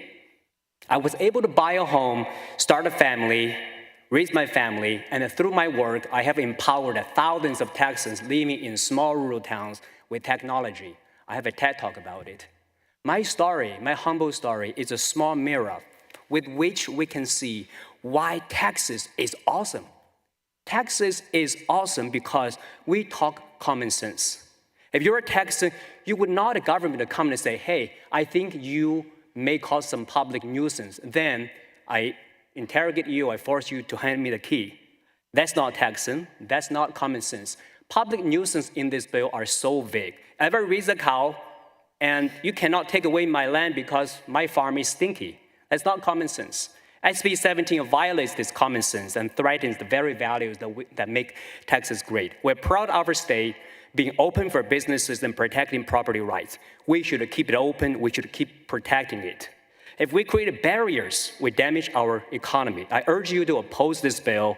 It's fundamentally un-Texan. We can keep Texas awesome. Thank you again for your service. Thank you, Professor. Thanks for your testimony. Welcome. Introduce yourself and go ahead and get close to that microphone so we can hear you. Go ahead. Hey, good afternoon, Mr. Chairman. My name is Jason Yon, and I'm a naturalized citizen of the United States. And Senate Bill 17, as written, wouldn't affect me directly, but still, I would like to testify against this bill today because I strongly disagree with the discriminatory nature of the bill. Let me introduce my little background about myself. In 2005, 20 years ago, me and my wife, we moved to Texas from China 20 years ago, okay? And we were very glad to call Texas home because we like the people, we like the food, and everything was great, okay? We were able to, through saving, we were able to purchase our first home while we were on work visa, H-1B visas, okay? Which would be made impossible under this bill, okay? And I remember clearly being told by our buyer realtor that as a buyer of foreign nationality, no seller would legally refuse to negotiate for the sale of the property because of race, color, or national origin. The detailed verbiage can be found in Section 301.021 of Texas Fair Housing Act. Okay, now some proponents of this bill may argue, well, that was 20 years ago. Now things have changed quite a bit. And we're playing totally different political ballgame right now. All I have to say is that it's not about being nostalgic. It's about common sense and fairness, okay? We were treated by Texas very, very fairly as a first-time home buyer, and now I'm advocating for the current and future home buyers from those designated countries who might fall victims under this bill. Now, I want to go back to the point that the sponsoring senator said, the point she made was, I think, 22 other states have passed similar land bills, but there are, in total, 50 states in the United States, while Canada might become the 51st, but that's a separate story. So you have to look at what are those 21 states that passed those discriminatory land bills. Ultimately, we have to answer this question, where Texas wanted to be. Do we want to be like Arkansas, Mississippi, South Dakota, North Dakota? Or we want to be on the right side of the history? That's all I had to say. Thank you for your time. Appreciate it. And thank you for your testimony. Thank you each for being here. Mr. Anderson, let me ask you a couple of questions and just about there are many factors we're considering. We're hearing everyone's testimony on the 14th Amendment, and I'm somewhat familiar with the jurisprudence and the bases for illegal discrimination. So the National Security Act, 1947, and the reports that come out of countries, not people, but foreign countries that are considered threats.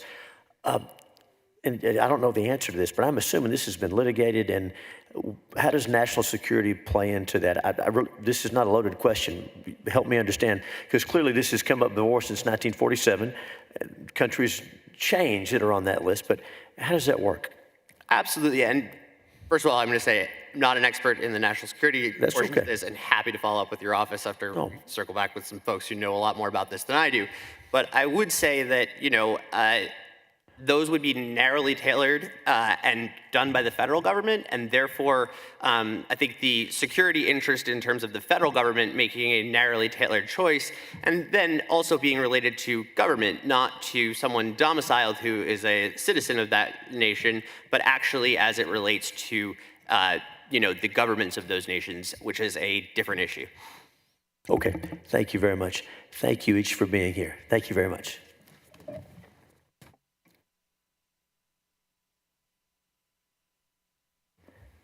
The chair now calls Hugh Lee, Sarah Syed, Elijah Newman, Scarlett Howe, and Christopher Russo. Again, we are looking for Hugh Lee, Sarah Syed, Elijah Newman, Scarlett Howe, and Christopher Russo. And sometimes it's later in the day and people have a long drive, so some folks may have gone home. I'm going to call a few more names. There's Ms. Newman. Let's also see if Ziling Ru is here, and Kin Gu. Ziling Ru and Kin Gu.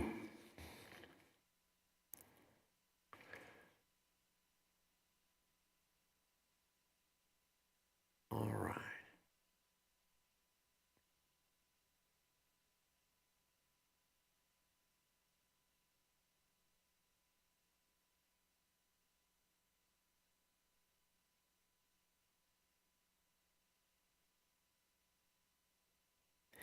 Very good. Welcome to everyone. And it looks like you're leaning in. Get close to that microphone.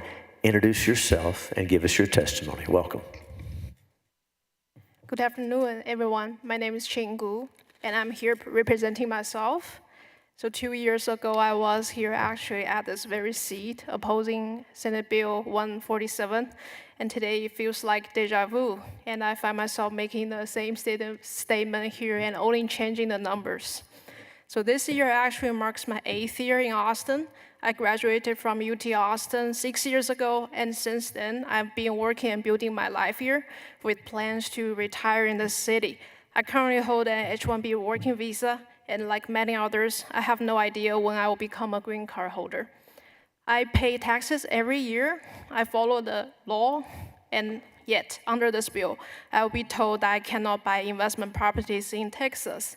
And what's worse, if this bill passed, my existing investment property will be removed, and I already broke the law if I hold one investment property. I have many talented friends just like me. They hold a master or doctorate degree and working for renowned companies like Apple, Tesla, and other tech companies. They live and work in Austin on a visa. We work hard, contribute to this community, and like me, dream of a future here. Many of them actually don't fully understand the legislative process here, and they think maybe they are not allowed to speak here, but that's not the case. So I want to ask, what exactly have we done wrong? Why should we be barred from buying investment property, maybe a farm to retire on, or even a restaurant to run, simply because we were born in China and we are not yet a permanent resident? Senate Bill 17 is nothing more than discrimination, unfairly assuming that all Chinese-born individuals are somehow tied to a foreign government that pose an undefined threat to Texas. Maybe if the Senate 17 bill thinks I will produce some nuclear weapon in my 1-acre farmland in the future, who knows? That's ridiculous. So I urge all committee members to vote no on this bill. Thank you. Thank you for your testimony. Welcome. Introduce yourself and go ahead. Okay. Good afternoon. My name is Zilin Ru. I'm presenting myself against the bill of SB 17. I became an Austin resident 7.5 years ago. I'm Chinese, H-1B visa holder, and an employee in a real estate company. I think this bill unfairly targets legal foreign residents like me, not only making it harder for us to own property, but also limiting our business expansion. I can still remember the excitement feeling when I got my first little townhouse years ago. Just for myself, it stands the milestone when I feel settled here. I've worked hard to build a life here, but this bill sends me a message that no matter how much I contribute to here, I'll never truly belong. How frustrated. As someone in the real estate industry, I see every day how home ownership strengthens the community and drives local business growth. Lots of people like me with similar background, we pay taxes, support local business, and help family find homes. I think real estate is about stability and community building.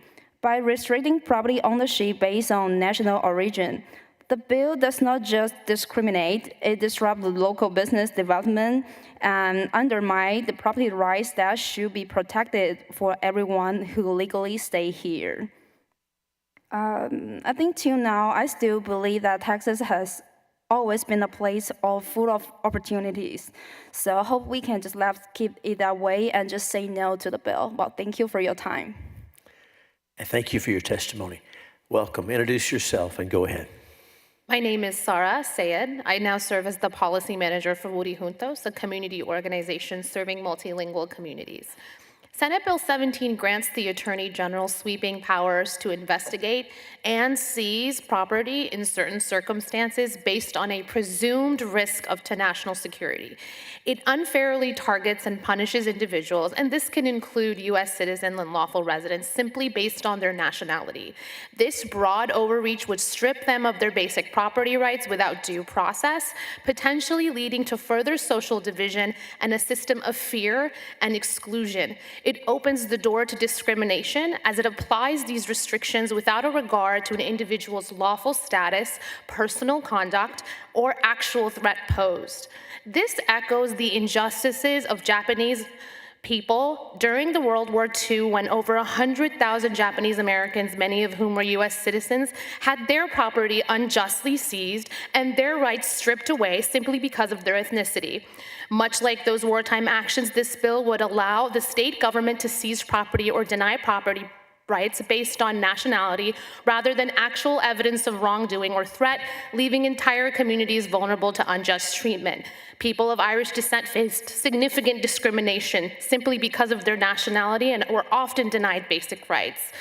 SB 17 would regressively repeat these same mistakes. It would target individuals from designated countries like China, Russia, Iran, and North Korea, which are identified as threats to national security without proper individualized scrutiny. What's even more concerning is that this bill leaves the possibility of including additional countries to the designated list in the future. Countries that are not currently designated, however, are as listed as a particular concern are not limited to Cuba, Venezuela, Pakistan, Turkmenistan. And if that happens, it would open the door to further racial profiling and discrimination. Senate Bill 17 threatens to create an environment of suspicion and exclusion where entire communities are marginalized based on nationality. We must protect the property rights and dignity of all Texans. And thanks for your testimony. Welcome, introduce yourself and go ahead. Thank you, Chairman Hughes. My name is Chris Russo, and I am the president of Texans for Strong Borders, an organization which I represent, and I'm also representing myself in strong support for SB 17.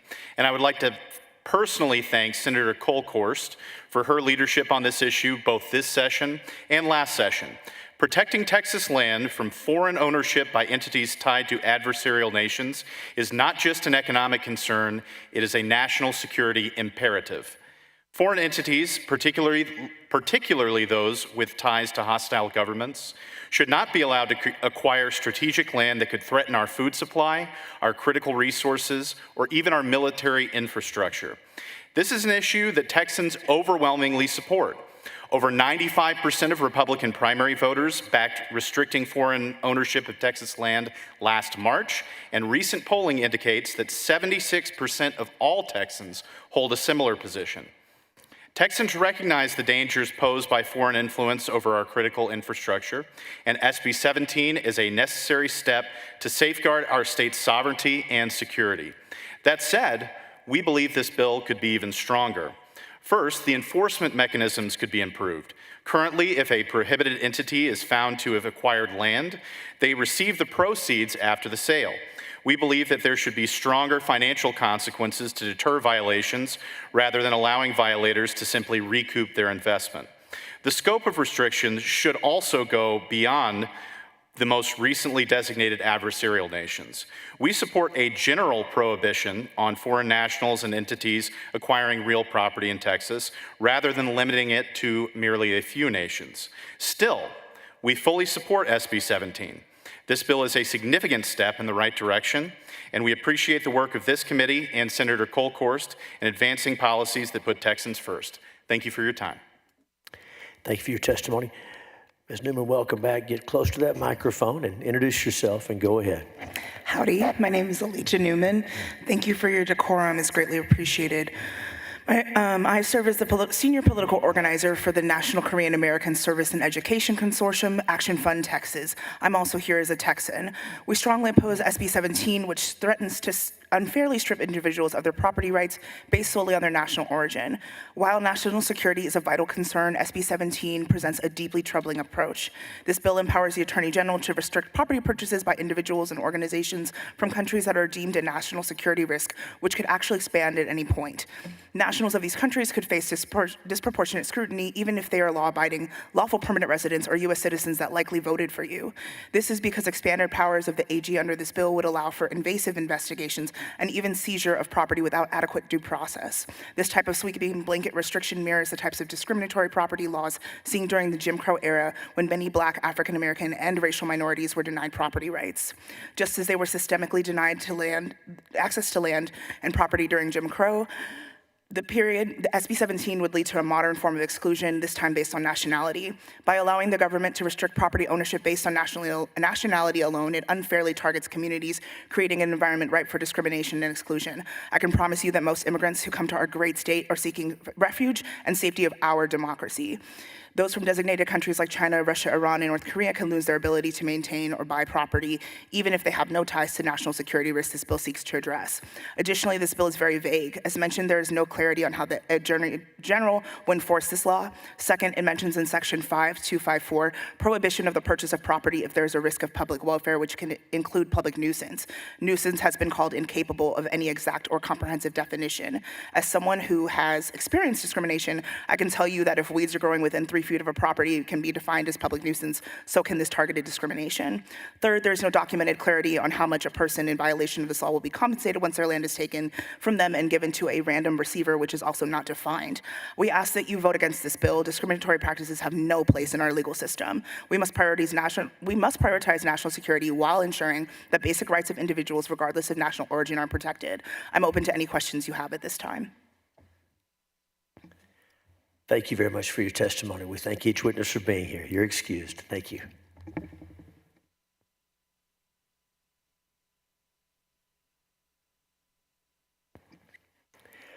The chair calls Scarlett Howe, Andrew McVeigh, Jinru Lee, Lin Yuan, and Chuck DeVore. Again, Scarlett Howe, Andrew McVeigh, Jinru Lee, Lin Yuan, Chuck DeVore. And we're also looking for Aaron Day,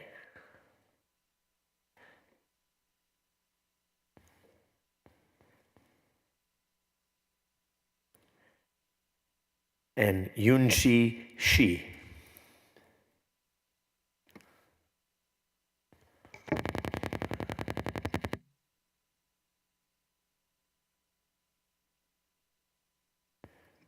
All right, welcome to each witness. We'll start over here. Make sure you get close to that mic, introduce yourself, and give us your testimony. I am Aaron Day with the Texas Land Title Association, and I'm here to testify on the bill. And I'm speaking on behalf of the Texas Land Title Association, but my comments will be consistent with the views of a lot of my colleagues in the building trades in the real estate community.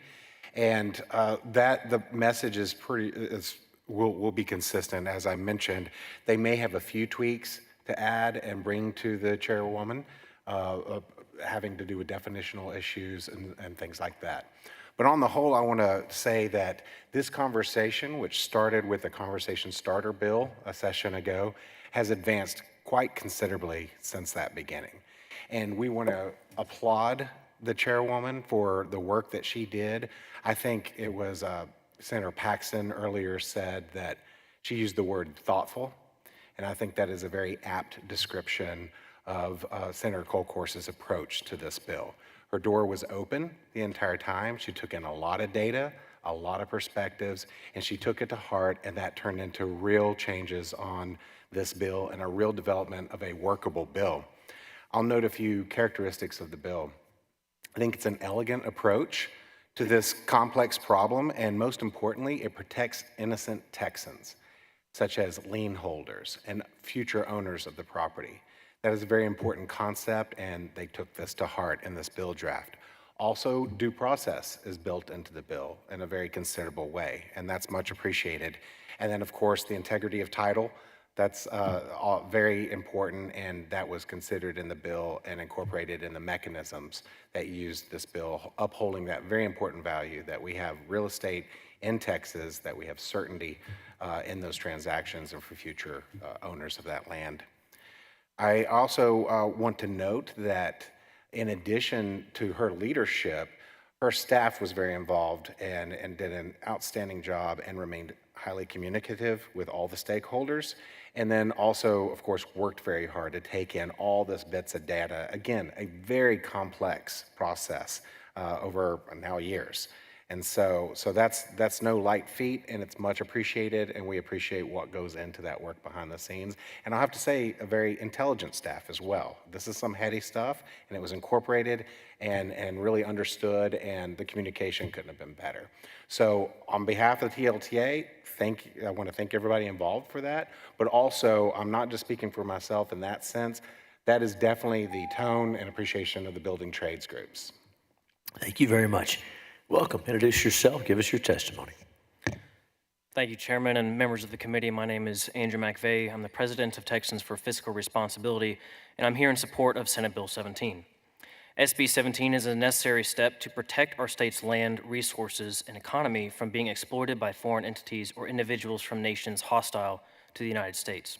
This bill safeguards Texas taxpayers, families, and businesses in multiple ways.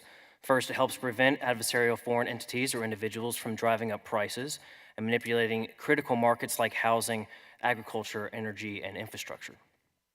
Unchecked ownership by entities or individuals from hostile nations with deep pockets and financial backing could lead to market distortions that hinder competition, increase costs, and take away opportunities for Texas businesses and families.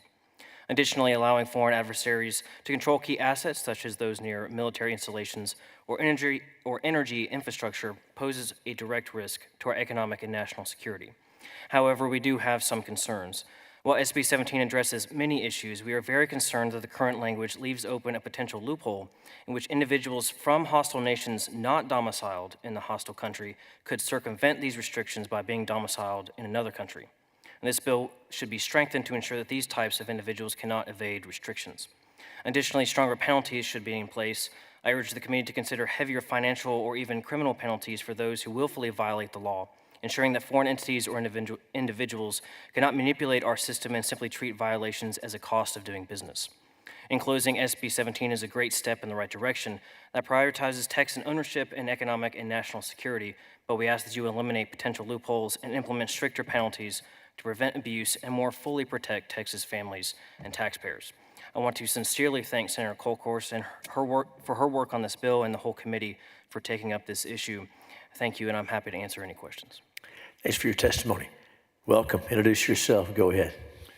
Thank you, Mr. Chairman, and thank you for your excellent leadership of this important committee. My name is Chuck DeVore. I'm with the Texas Public Policy Foundation, and I'm here to testify in support of SB 17.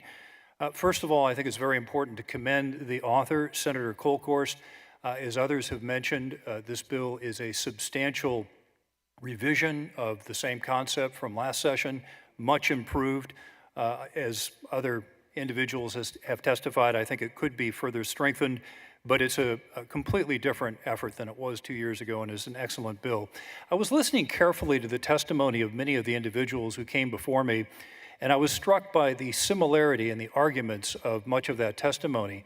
And further, that the arguments actually did not respond at all to the bill. They were talking about how they would, for example, be prevented from purchasing residential real estate. Well, the bill doesn't address residential real estate. It doesn't affect residential real estate. It also doesn't affect citizens or individuals who are lawful permanent residents. So there was a lot of misperception that I heard in the testimony, and I thought it sounded a little familiar, so I looked back and I found a statement. I want to read it, Mr. Chairman. It goes as follows: commercial interactions between China and the U.S. benefit both sides. To politicize trade and investment is at odds with market economy principles and undercuts people's confidence in the U.S. market. Such restrictions may also fuel Asian hatred in the U.S. and racial discrimination, thus running counter to American values. Mr. Chairman, that statement was from the Embassy of the People's Republic of China in an article in the Washington Post in August of 2023. And so what you see is a remarkable consistency in the narrative, in the message. This, by the way, is the same embassy that issued on social media just yesterday a tweet that threatened the United States with war. So, Mr. Chairman, I think it is only prudent that this committee and the body consider a support for SB 17. Thank you. And thank you for your testimony. Welcome. Introduce yourself and go ahead. Good afternoon, Mr. Chairman and member of committee members. My name is Ling Yuan. I'm a U.S. citizen living in Austin for 30 years. I'm the CEO of the boutique real estate investment company in Austin. I'm here to speak against SB 17. My main concern that SB 17 will undermine Texas' ability to remain competitive in attracting companies, jobs, and investment. There is federal CFIUS regulations that is carefully address national security risk by limiting certain foreign investment instead of adding new state-level regulation. We should think about a way how to enforce it in the state of Texas. So it's the issue should stay in the federal level instead of trickle down to the state level. Let me give you a real-time example. A week ago, a U.S. public trade company looking for a site, creating 900 jobs. I was driving around to San Antonio, Houston, Dallas, Austin.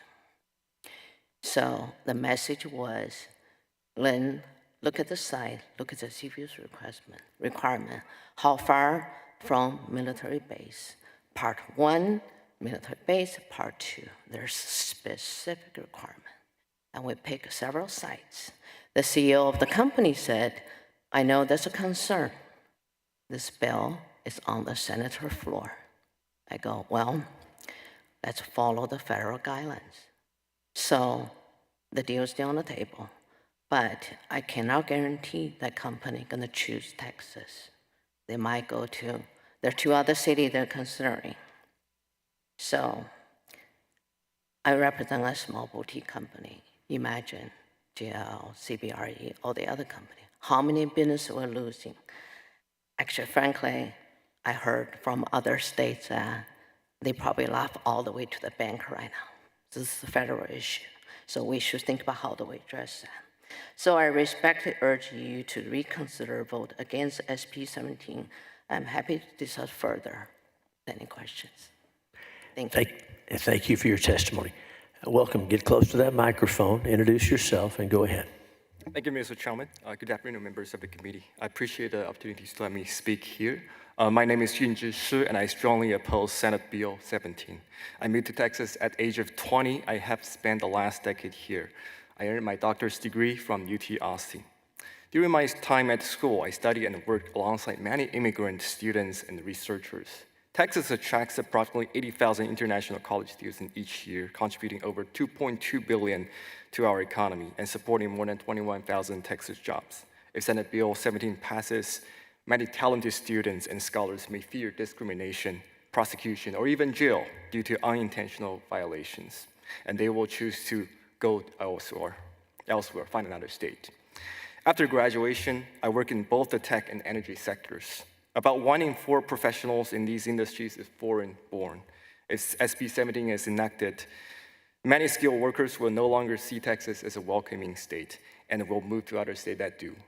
Recently, I'm launching a small business in Texas. I'm one of many Asian immigrants proud to start a business in this state, and they generate tens of billions in annual incomes. So I myself recently also got approved for permanent residency, but many of these immigrant investors or business makers, they are not.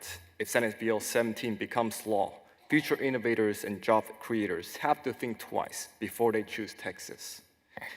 Texas has always been the land of opportunity, but SB 17 contradicts the exact values of economic freedom and enterprise that make Texas a great state.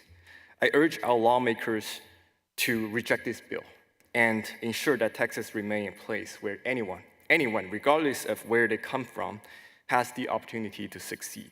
Please vote no on Senate Bill 17. Thank you for your time. And thank you for your testimony. We thank each witness for being here. Thank you. You're excused. And let me say to our friends who live in the Austin area, we did call the witnesses earlier that had a longer distance, so our Austin folks have had to wait a little longer, but we wanted to let those folks get back on the road, and so who were driving farther. So the chair calls Trey Bates, Jinri Lee, and Ji Luo. So Trey Bates, Jinru Lee, and Ji Luo. Those are the last witnesses that we have registered to testify on, for, or against Senate Bill 17, but anyone is welcome. So if you're here and you wish to testify on, for, or against the bill, please make your way down to the table. Welcome. Thanks for staying late with us.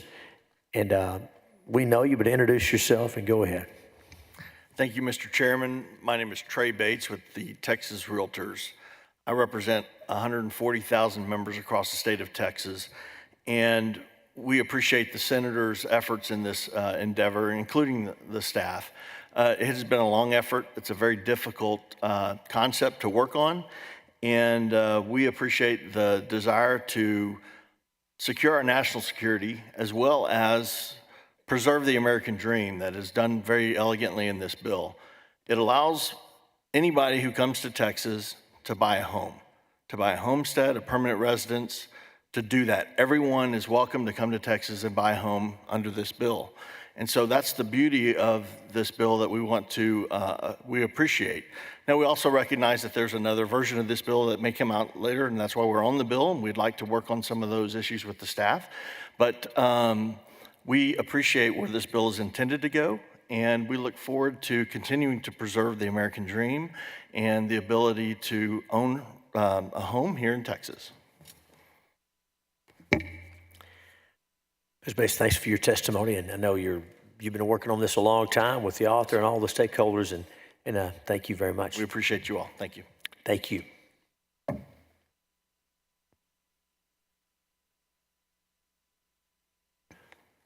Would you like to testify on the bill? Please come on down. And tell us your name. Good afternoon, Mr. Chairman and committee members. My name is Yunfan Yu. I'm testifying against Senate Bill 17. Very good. Go ahead. Go ahead. 8 weeks ago, I got a new role in my family. I became father to my lovely newborn daughter.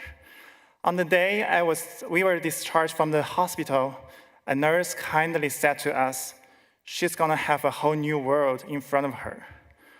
My wife burst into tears, and I, in addition to happiness, felt a burden on my shoulders.